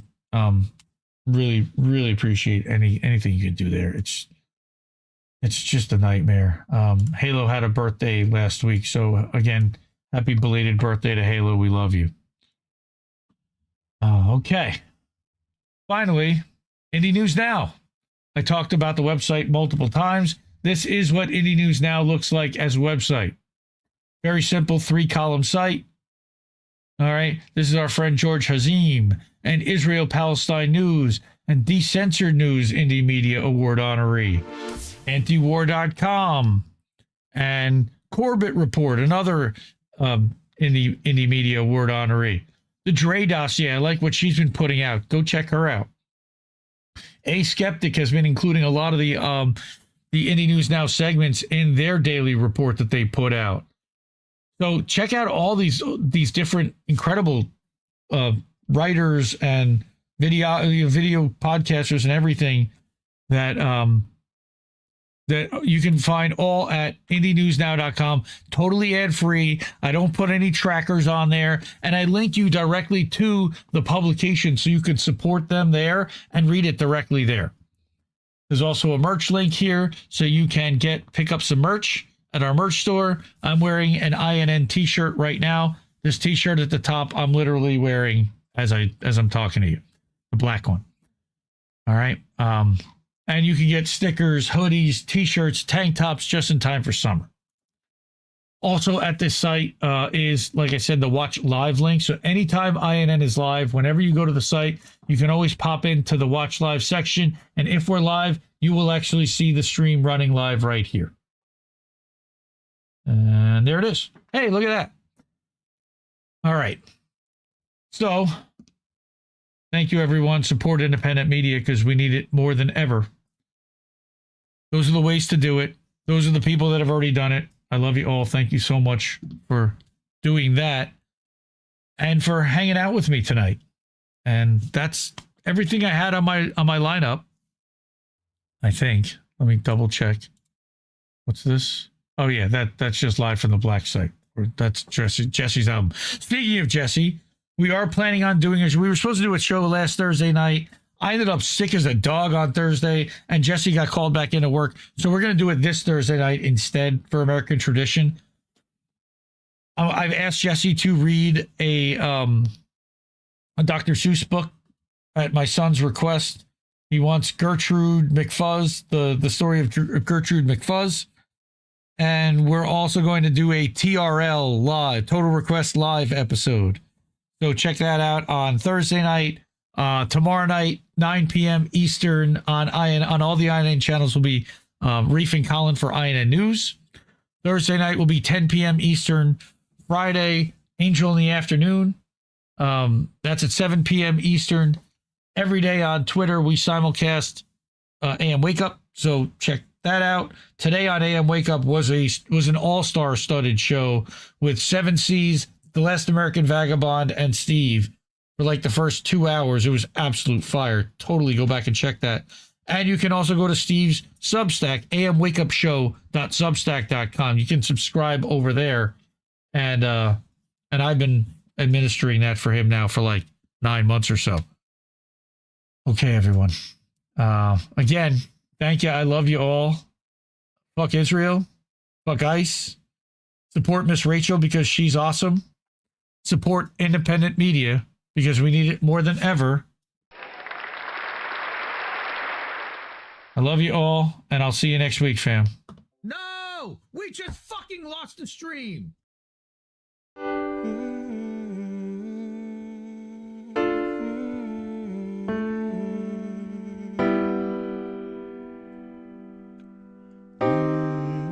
I think I liked it better being blind when I couldn't read between the lines. And when I couldn't see the cracks in the structure that lay bare before me the whole time. I think I liked it better back when I suspended disbelief and swallowed pride. I thought I knew the difference in the red from the blue, but they both bleed us so dry. They both bleed us so dry. My favorite songs don't hit the same way. I get to the end of a 4-minute track and I'm only looking back thinking, what did they actually say? So I guess this isn't such an awful place. Is that what you want me to say? You prove it's possible to sleep for days, and I still think you're right here awake. The cost of living isn't much to make, but God, it's so hard to say. And when they told you everything was safe, were you safe?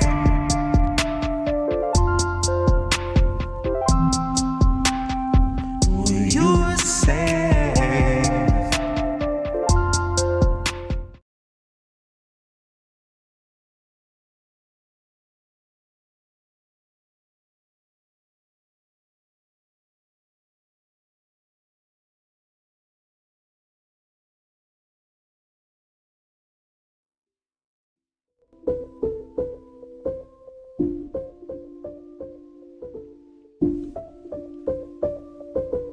They won't let you go, set you free.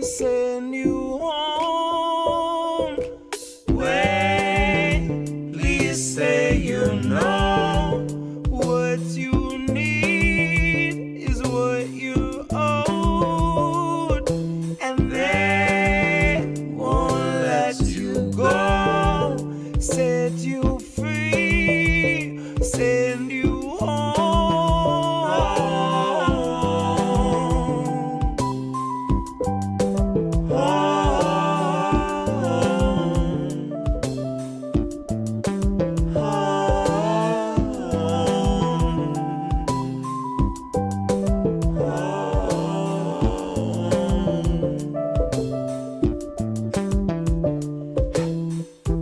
I was close enough to smell the fire.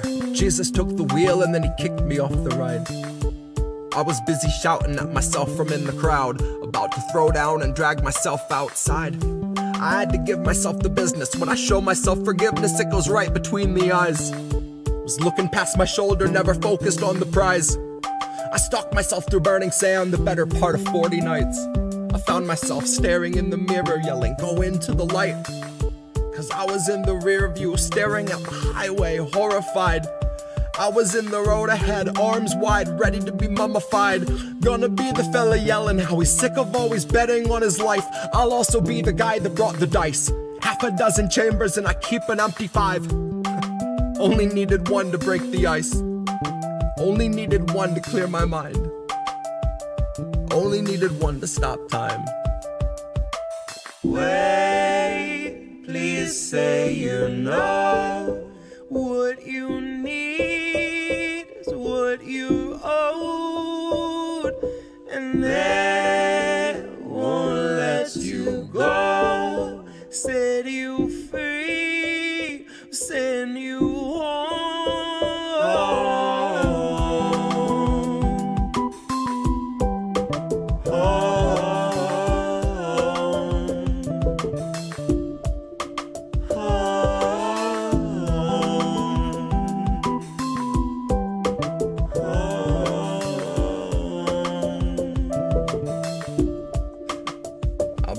That brought the dice.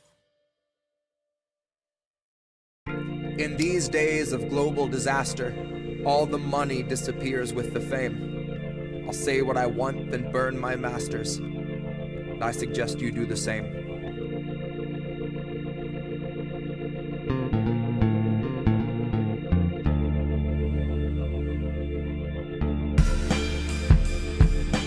Hear my words, but don't breathe the air.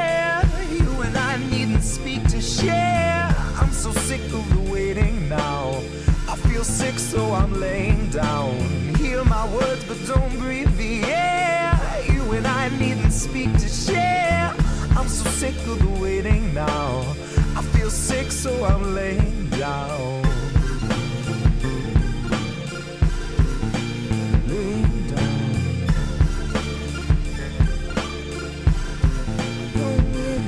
Alright, I won't name names so he won't call legal. We'll call him Bo Jiden, and he killed Glass-Steagall. He's on the trail, off the rails, profits over people. But I won't call him a Nazi cause I haven't seen his eagle. But I have seen his equal, and he's seated in the White House. I've seen his equal, and she lost the fight twice now. I've seen the evil of a man who'll shake the hands of workers knowing they've been slaving for a feeble wage and little purpose, all to keep afloat his bloated lifestyle.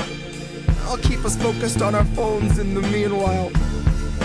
If I'm a broken record, this has been a time trial. But I will not go quietly into the future I'm supposed to hand to my child. I will not politely hold my tongue when I see voters in the web of suppression. So I'm about to burn the list of things we shouldn't mention. Alzheimer's causes bouts of both confusion and aggression. Sentences that fall apart in paper-thin patience. Well, I have not spent the past 4 years practicing critiques only to need them for the next administration. And part of me would love to vote for Trump to really stuff you Biden diatribe junkies who would tie us to a chair to watch him push out Bernie Sanders, say he needs to just accept the loss and have your little celebration. Well, I don't know about you, but I have two